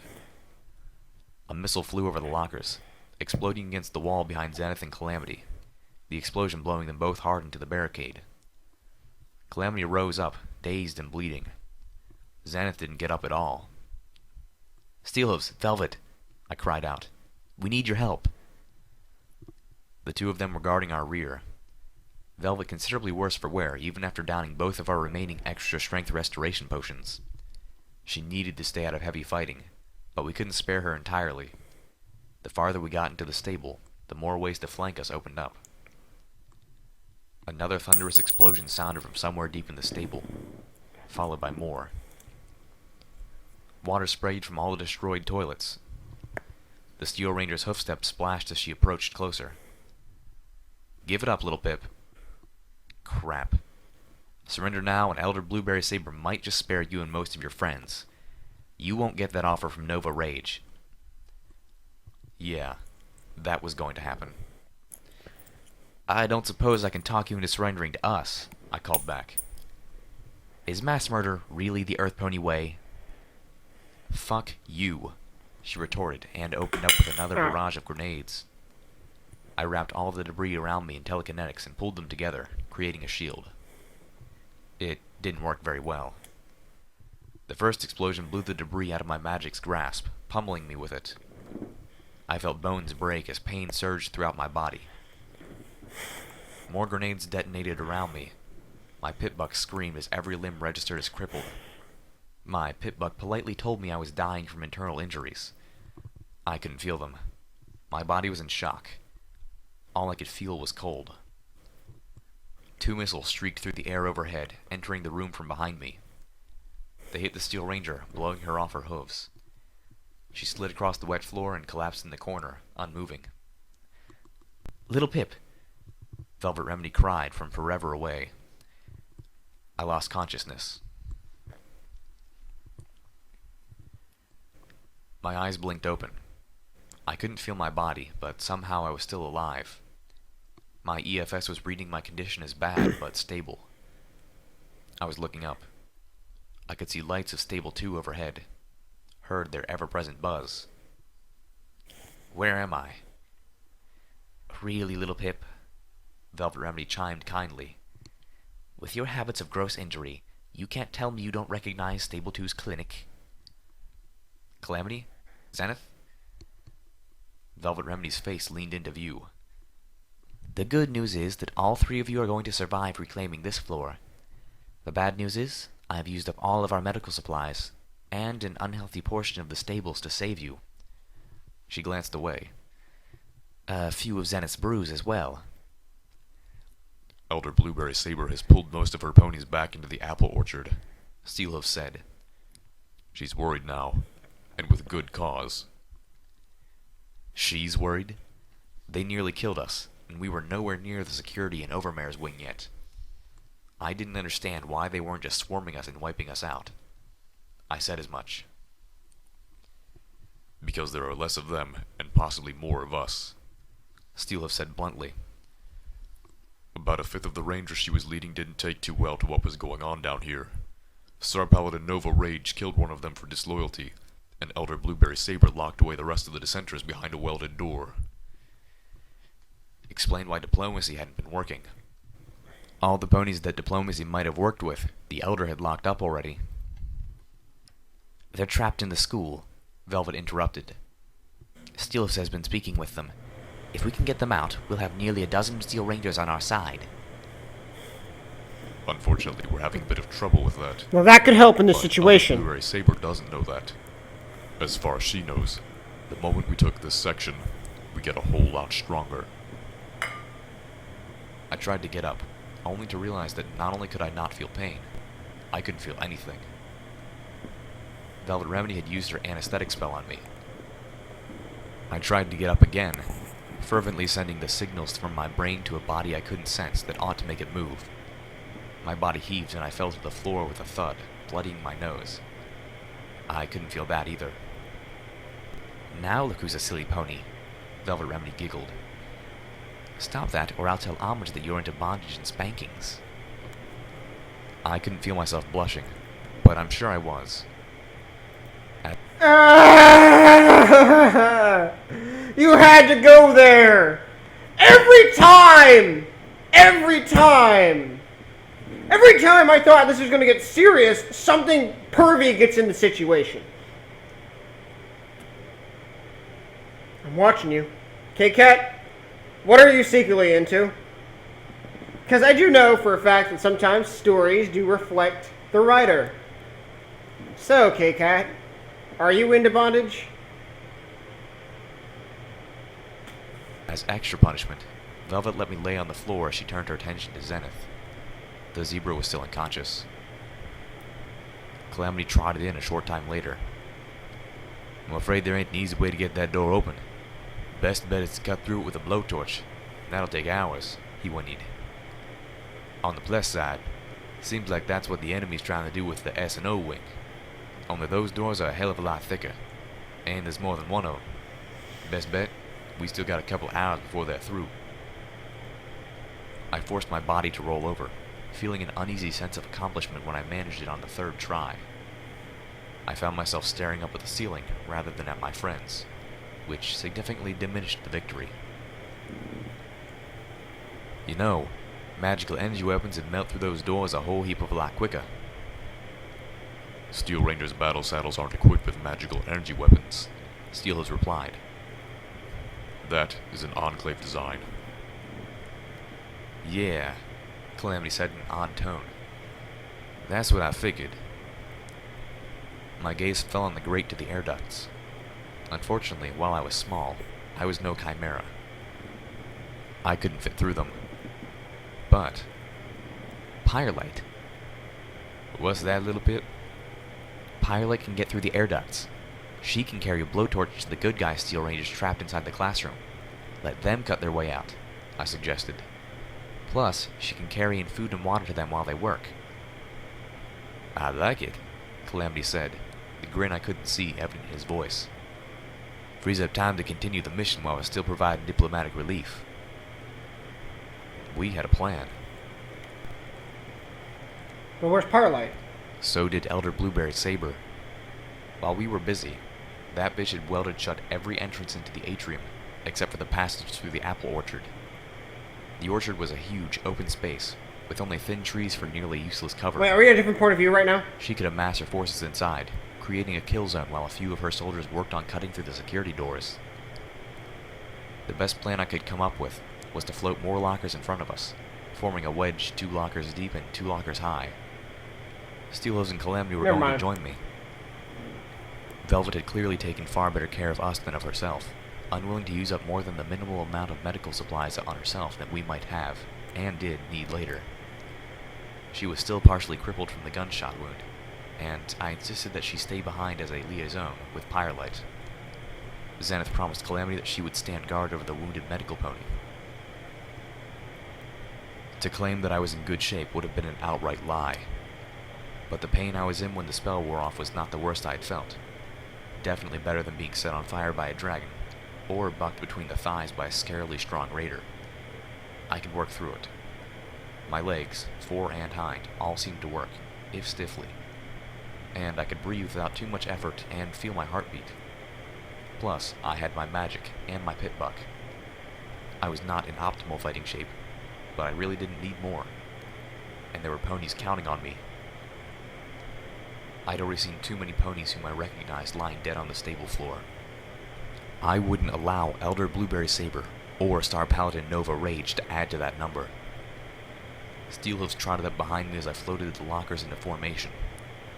A moment later, another Steel Ranger trotted up. Only, it wasn't a Steel Ranger. It was Calamity, wearing a Steel Ranger's armor from the neck back. His black Desperado hat was still firmly on his orange mane, and he held Spitfire Slender in his mouth. What are you doing wearing that armor? Steelhooves demanded. Calamity just gave him a look. Okay then, how do you expect to fight in that? Magically powered armor requires months of training to perform even adequately in. Wefmouth. Calamity mouthed through his grip on the unique anti-material rifle. I shook my head, sending up a prayer to Luna for our coming battle, and a prayer to Celestia to keep Zenith and Velvet Remedy safe. I telekinetically triggered the door. My brilliant battle strategy lasted about 2 minutes. Like with the debris before, my magic couldn't hold the lockers against the explosive force of their missiles and grenades. I was forced to plant our barricade in the ground, creating a makeshift pillbox about 20 yards into the orchard. The Steel Rangers quickly surrounded us, firing onto the lockers, slowly tearing away at our shielding. Our line of sight was limited to small cracks between the lockers, purposefully not large enough to allow even a grenade in. Even so, I could focus my magic on flinging all grenades back at our attackers until they stopped trying that. The gaps were too small for Steelhooves to fire through. Calamity was using Spitfire's Thunder to great effect, downing a Steel Ranger every time one was foolish enough to make herself or himself visible. The noise was deafening in our metal cage. My ears were ringing so badly I felt I would vomit. Are you guys but I going stayed deaf on at this task. point?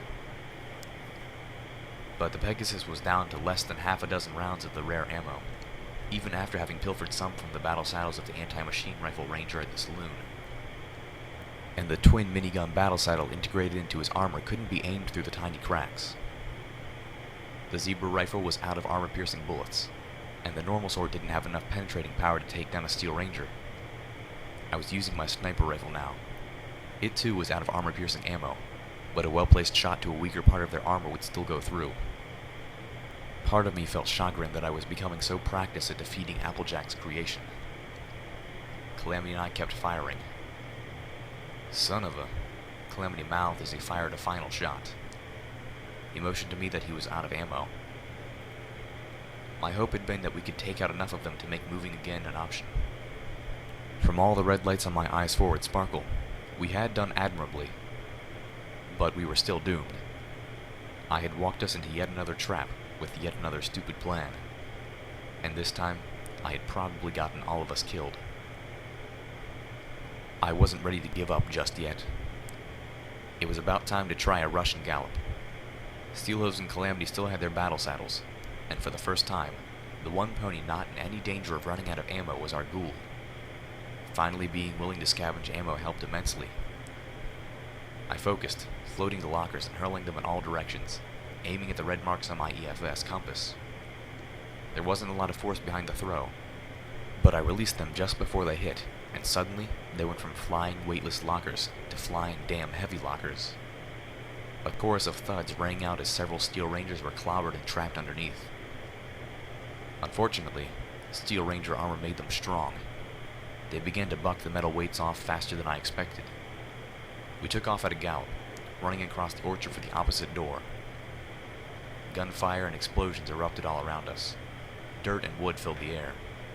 A missile roared past me, disappearing into the foliage of an apple tree before exploding. I felt applesauce splatter my face.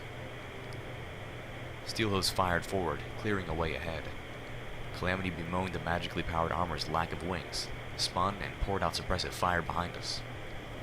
Several Steel Rangers fired back with light machine guns and miniguns, but their shots glanced off the power armor he was wearing. Calamity swiftly turned, racing to catch up before one of them returned his fire with a missile or sniper round. He was doing far better in the suit than Steelhooves had anticipated, but nowhere near as well as Calamity himself had expected. Still, it looked like we would make it. I pushed as far as my battle-weakened and overstrained body would take me, and I was the first to reach the door. It was locked, and trapped. Of course. But this was no problem for me. Well, not one of skill or tools. It was a problem for time. Calamity and Steelhooves reached me as I attempted to disarm the explosive. Steelhooves began to guide me through it, his skills far surpassing my own, while Calamity turned to face the approaching Rangers. "Give it up," called out Elder Blueberry Saber as the Steel Rangers advanced, encircling us. I heard a click as the bomb disarmed. Now for the door. I heard more clicks as every enemy Steel Ranger in the apple orchard reloaded.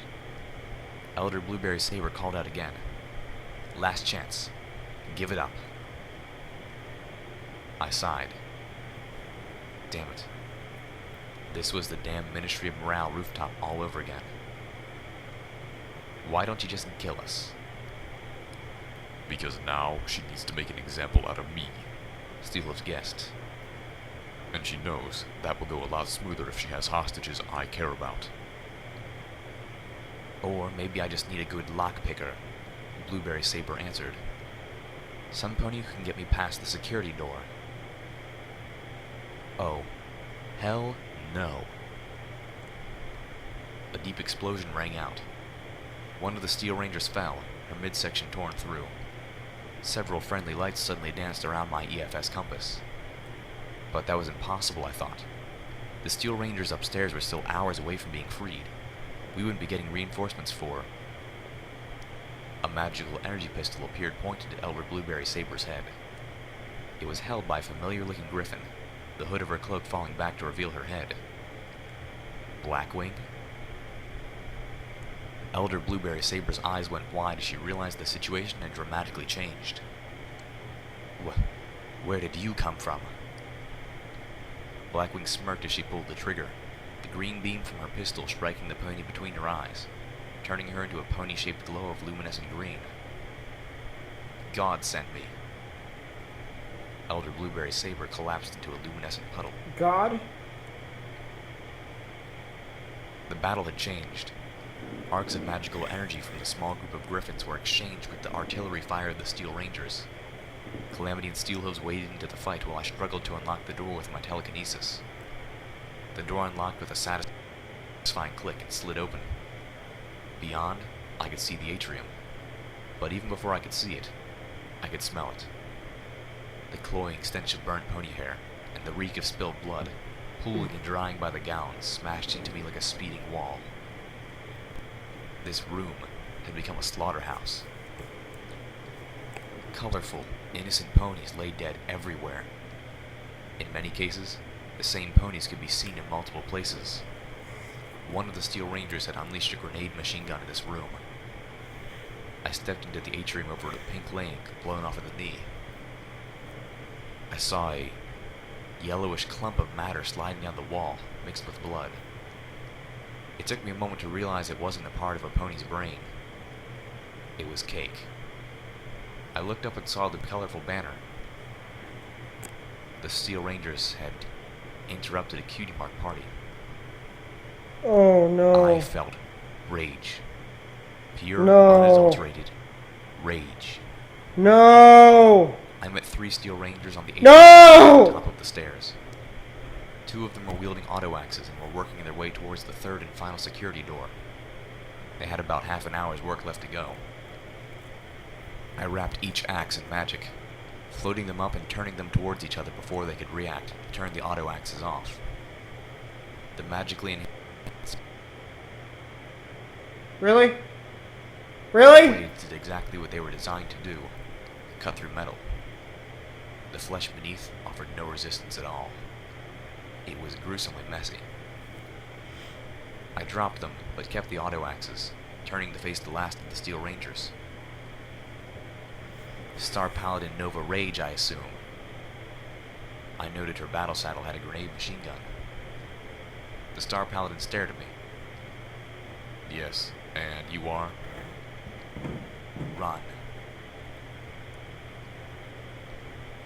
The adrenaline had once again left my body, and I hurt. Physically and emotionally. It was literally all I could do to stand up. I had exercised my rage, but that left only despair and deep sadness. The hour was long over, the blackest hour whose name I couldn't remember, where the darkness of the world is echoed most heavily by the darkness in the soul. But I was still trapped there. Blackwing joined me as I waited for Velvet Remedy and Zenith. The Overmare had surely been watching everything through the stable's friendly pie observation system, but she had not yet opened the door. God knows we've flown to your aid without contract, content to negotiate compensation after the fact, the Griffin explained. When we heard the distress signal, she decided to give you the benefit of the doubt and asked if my talons would be willing to help. I'm thankful you said yes, I replied with a grim smile.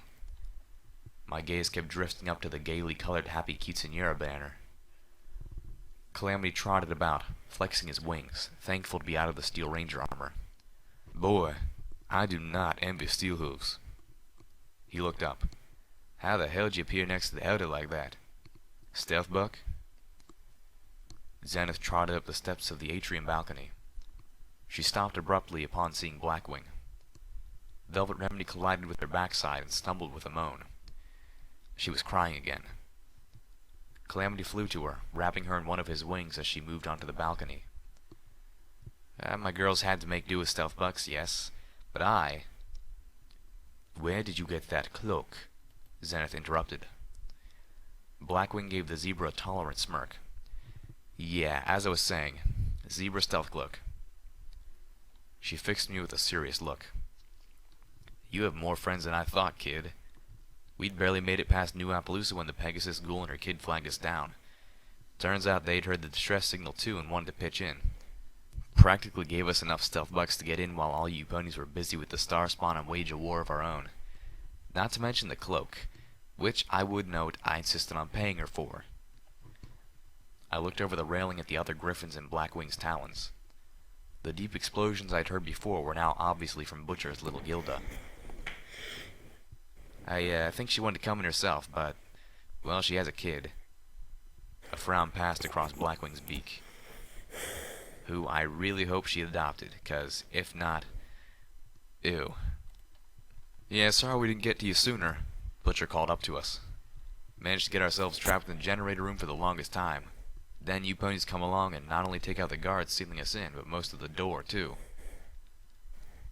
I was standing in an abattoir that had once been my home, and yet I found myself laughing. It was not a good laugh. It was a hurting, horrified, emotionally wrung-out laugh. The laugh of a pony that can't scream or cry. I forced myself to stop as the security door slid open. The overmare stood there, gazing at us, and behind her was a throng of terrified ponies. The laugh she's describing is also a similar laugh which basically reminded me of the laugh of Flashpoint Joker. If you guys have ever seen the Flashpoint Paradox in the cartoon version, not the Flash TV show version, in the Flashpoint Paradox, where Batman is Thomas Wayne instead of Bruce Wayne, where Bruce dies and his mother and father are alive, where Thomas Wayne becomes the Joker, and Martha Wayne Thomas Wayne becomes Batman, and Martha Wayne becomes the Joker, driven to insanity. At the height of her son's death, she ends up in that scene. She ends up beginning to laughing of insanity of the loss of her son, because she can't cry or scream. She can only laugh, just like little Pip is right now.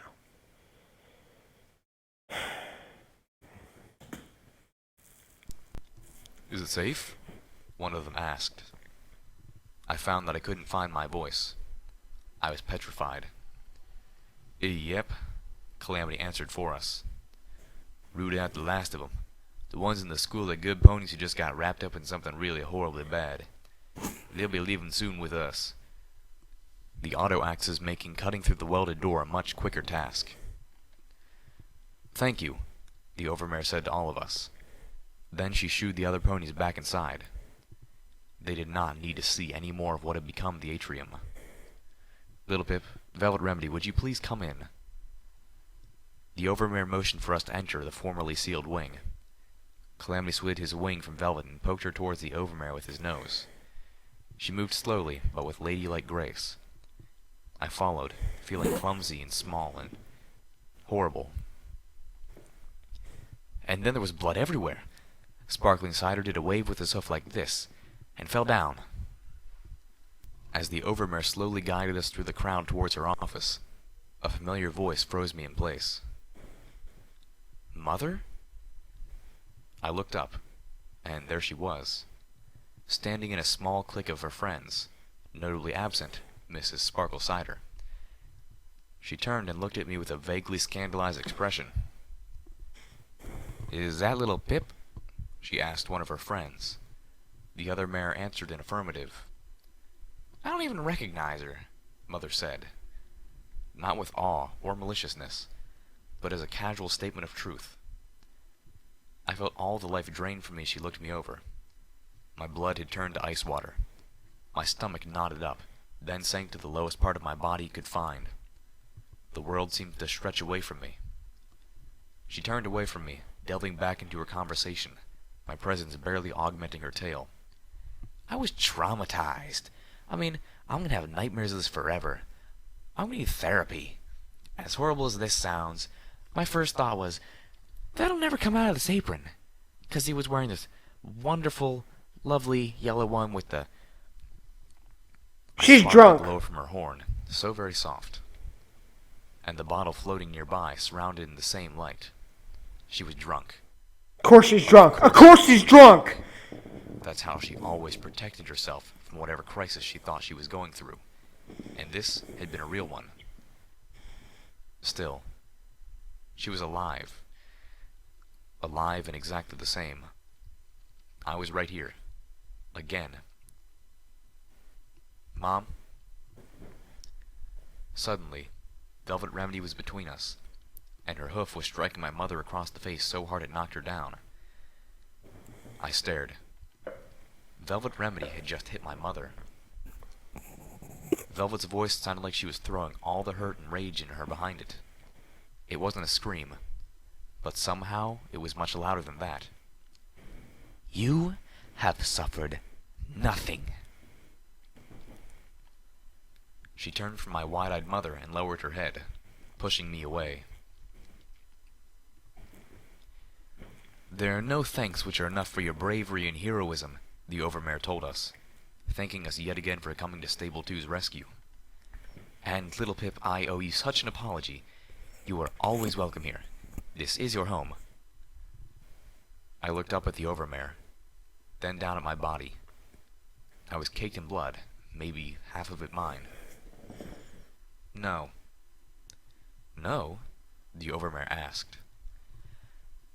I have no place here. Not anymore.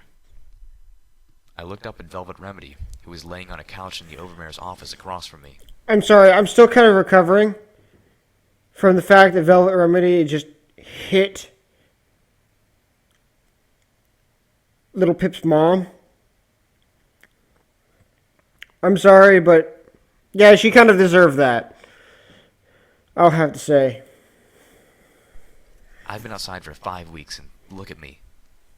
As much as I try, I'm not the same pony I was when I left, and I never can be.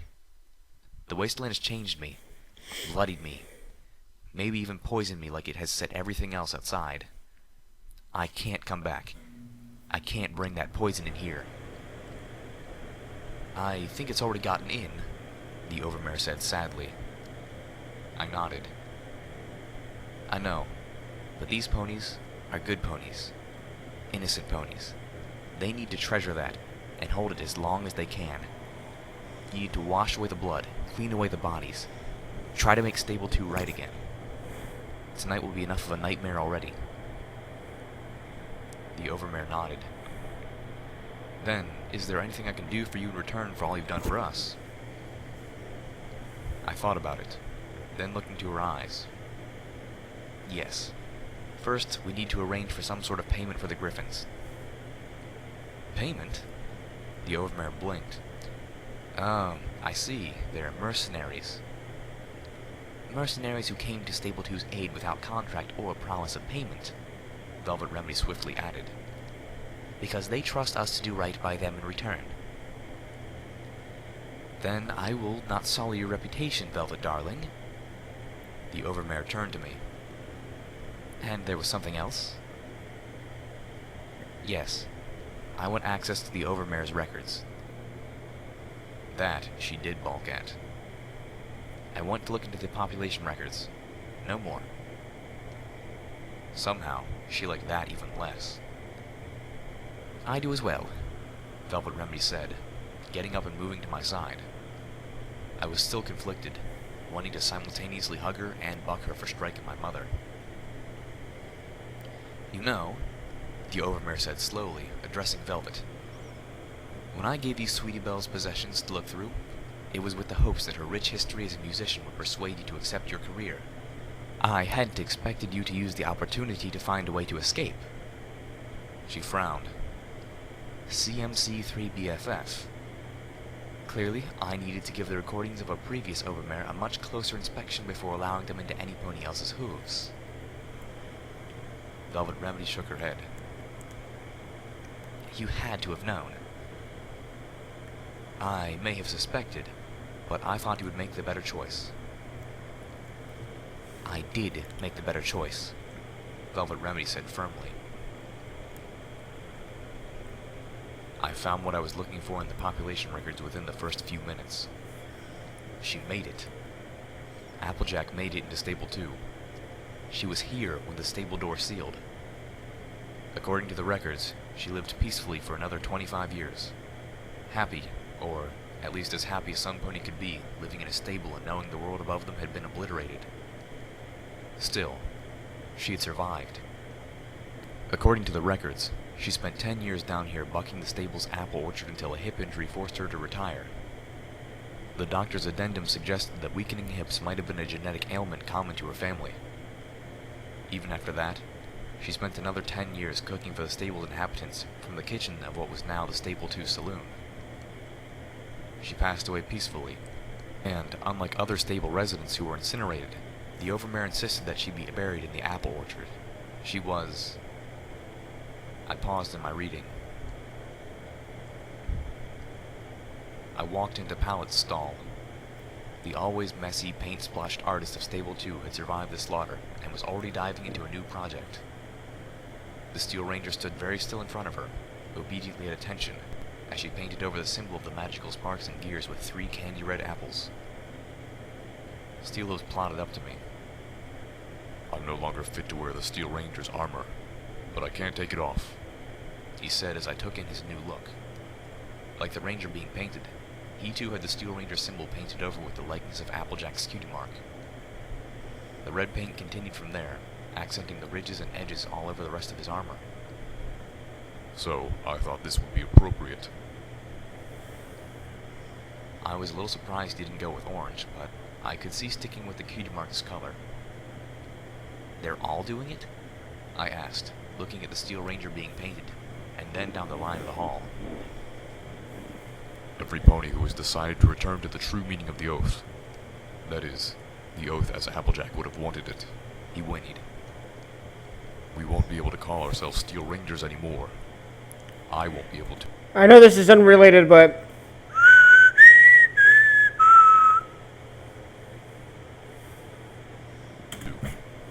He grumped. That's going to take some getting used to. What'll you call yourself then? I suggested to Applejack's Rangers. I'm hardly worthy of that, but maybe. We will see. For now, we're simply outcasts. He looked away, his metal-sheathed tail swinging. I have to go for just a little bit. I'm taking the others up to Stable 29. I've been in contact with Star Paladin Crossroads, and she immediately joined the cause. She's already planning to make Stable 29 to some place we can operate out of. All it needs is a functioning water talisman. But there's another problem. Elder cottage cheese, right? As Calamity would say. Yep. Steelos nickered. wait. I just realized that Calamity talks like that. So that means, I'm curious. In some way, I know it's possible that ponies, like earth ponies, can breed with others, but is it possible that Big Mac breeded with a Pegasus? Well, had loved with a Pegasus at one point and gave birth to another? And then this kid became a descendant?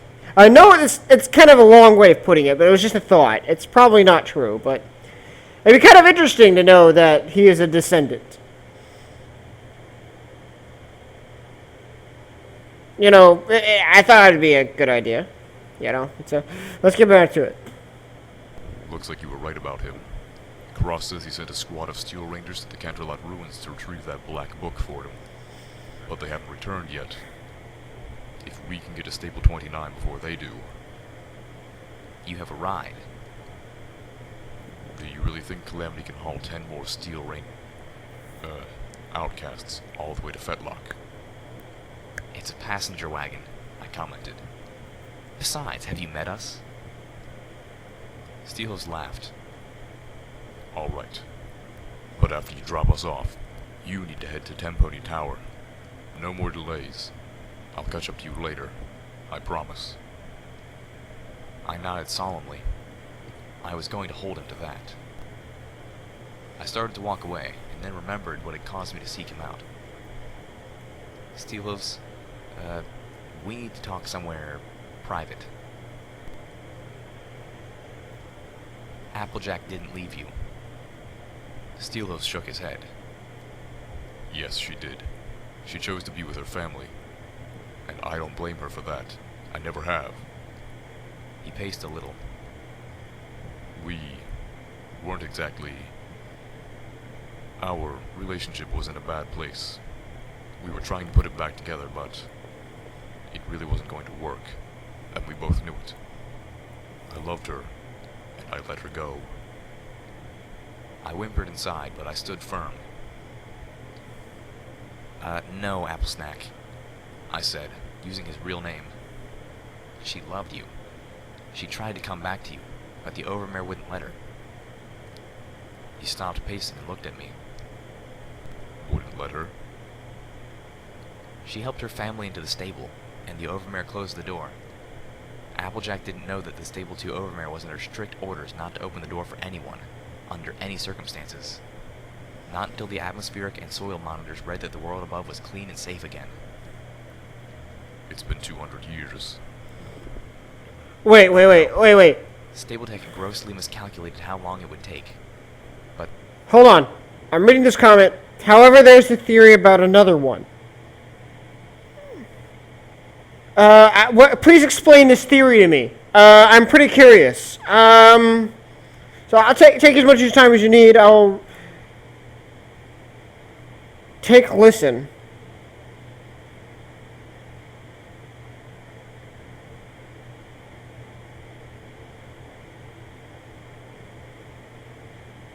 I'm sorry, I just want to read these comments.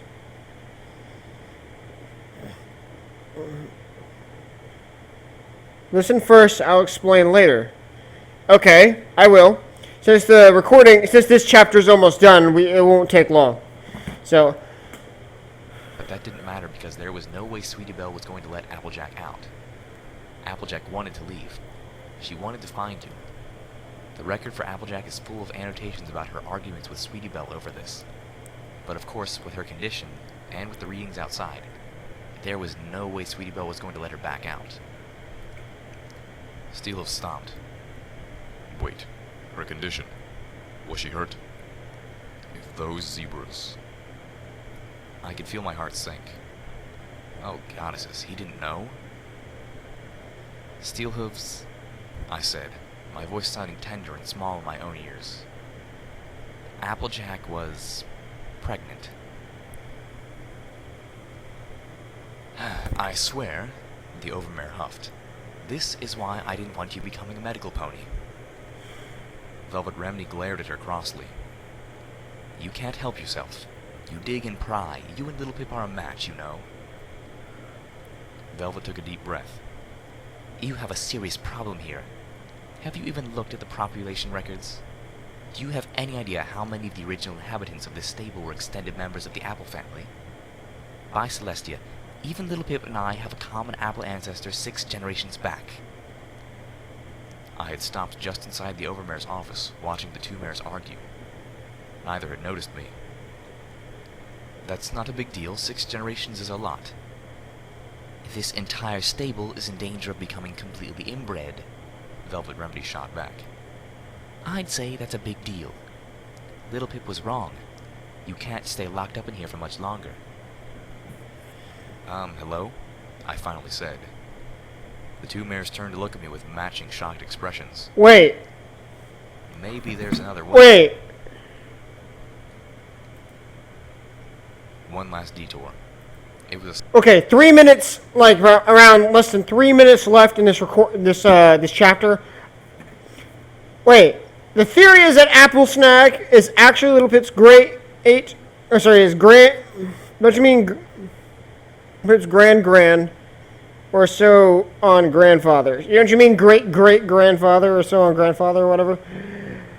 That would make a lot of sense, since how they are descendants of the Apple family. Man, there's just so much shit going on in my brain right now. Like, because we both know that Velvet Remedy is a direct descendant from Sweetie Belle. And so that means, and she just confirmed that they are descendants of Applejack. So, holy shit, like, that says a lot.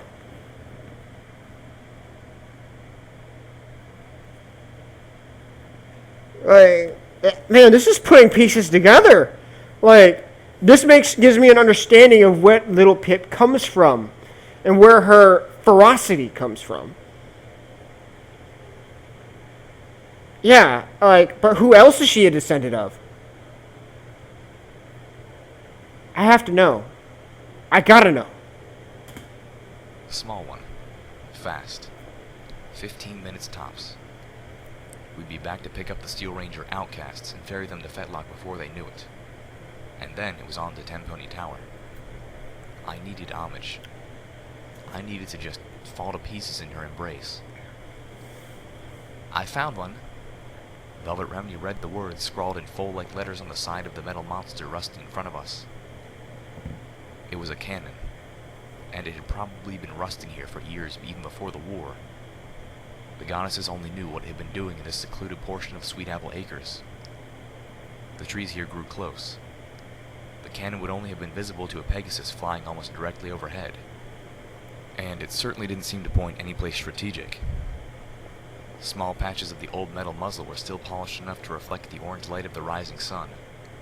The base was partially sunken into the ground amongst several large rocks, making the weapon cant strangely. Nearby was a crumbling picnic table. There were a few planks of wood nailed to a dead tree behind me. How would this have helped? Zenith asked Calamity. I had to ask the same question. This old metal monster couldn't possibly fire. Calamity chuckled. Not the cannon. He trotted around the pile of large stones that the base was partially leaning against. He tapped his hoof on one, then the other. This one. A rock? I asked. The Rock of Destiny, our Pegasus friend says, grinning cryptically. I was tired, physically and mentally exhausted. I couldn't keep up. Destiny's a rock? Even Velvet Remedy was looking confused. Calamity sighed. Hollowed out rock, he explained. This rock has been used by every Dashite since the first Pegasus was hunted down by the Enclave and branded her for leaving. It's enchanted to only open for some pony who doesn't know the proper passphrase. He looked down at the apparently special rock. Every Dashite has put something in here, some token of the life they left behind. How did the Pegasus enchant a rock? Velvet Remedy asked. Calamity shrugged. Well, I assume she had some pony else do it for her. Or perhaps a zebra helped her, Zenith offered. Calamity took a deep breath, tapped on the rock again with his hoof, and said loudly and clearly, Cutie marks don't matter.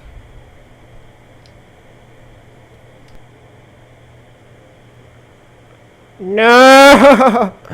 Hold on, I gotta cancel on that. Oh god, guys, that was a great chapter. I'll be honest, that was a freaking great chapter. And I can't wait to see more of this. Like, this story is just bringing me into it. And I'm just wanting more and more, and it's just pulling at my heart repeatedly. I can't wait to finish this story. Oh, it's time for some poetry. Also, Oscar, I'd like to say sorry I didn't get to read your other poetry on camera before.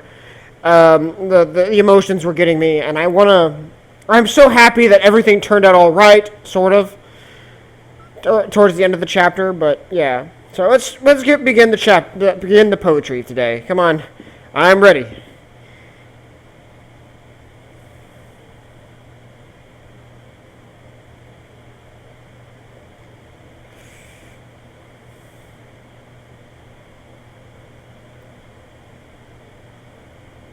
Here it comes. With her anger turned up to full blast, she shreds. Excuse me. With her anger turned up to full blast, she shreds every tin can in her path.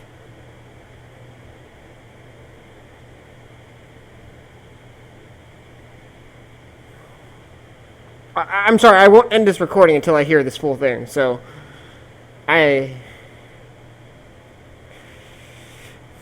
this is like the best time I've had in a Fallout Equestria.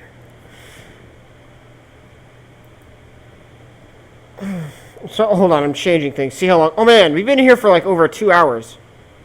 Oh, here we go. But she also allows all the ones who stand down to surrender and join the outcast. Okay, so let's read this full. With her anger turned up to full blast, she shreds every tin can in her path. But she also allows all the ones who stand down to surrender and join the outcast. I love your poetry, Oscar, every time. I know, like, most of the time you're the only one who comments, but it always makes me happy there's somebody watching these videos all the time. And even if there's one person watching my videos, I am satisfied. I would be happy. It doesn't matter who you are. I don't care what's going to happen. As long as there's one person watching my videos today and tomorrow and many days after, I will be happy beyond belief. And I will thank you all for that. So, Oscar.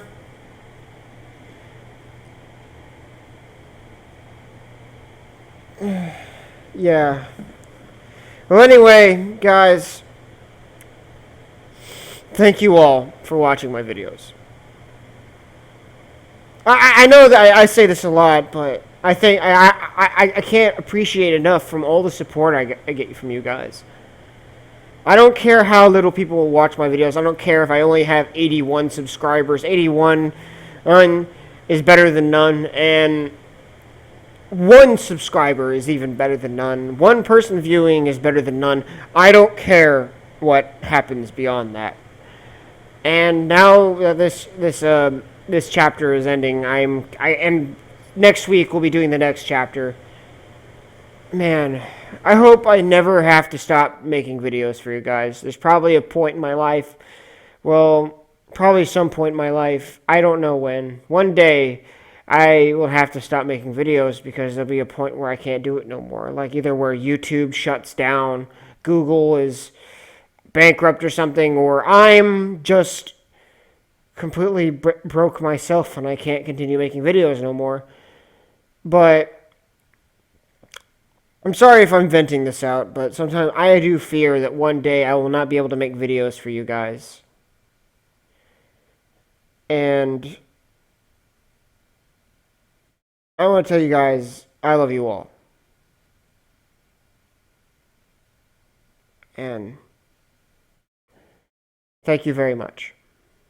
So, anyway, guys, I don't know what's going on with my recording right now. I hope you guys can hear what I'm saying. And anyway, I would like to say, I think we should just end this off now before I continue rambling. But first off, I would like to say, those of you who do watch my Fallout Equestria series, please also move on and watch my other videos. You might actually like those videos. You never know what you might find. Currently, I'm doing a Dream Daddy series, and I'm also doing an Earthbound series, bringing an old classic back. Also, I also want to wish you guys a good night. Tomorrow I have work, of course, and I'll probably start my Earthbound episode tomorrow. So, anyway, guys, I'll catch you guys later, and stay nerdy, my friends. Bye!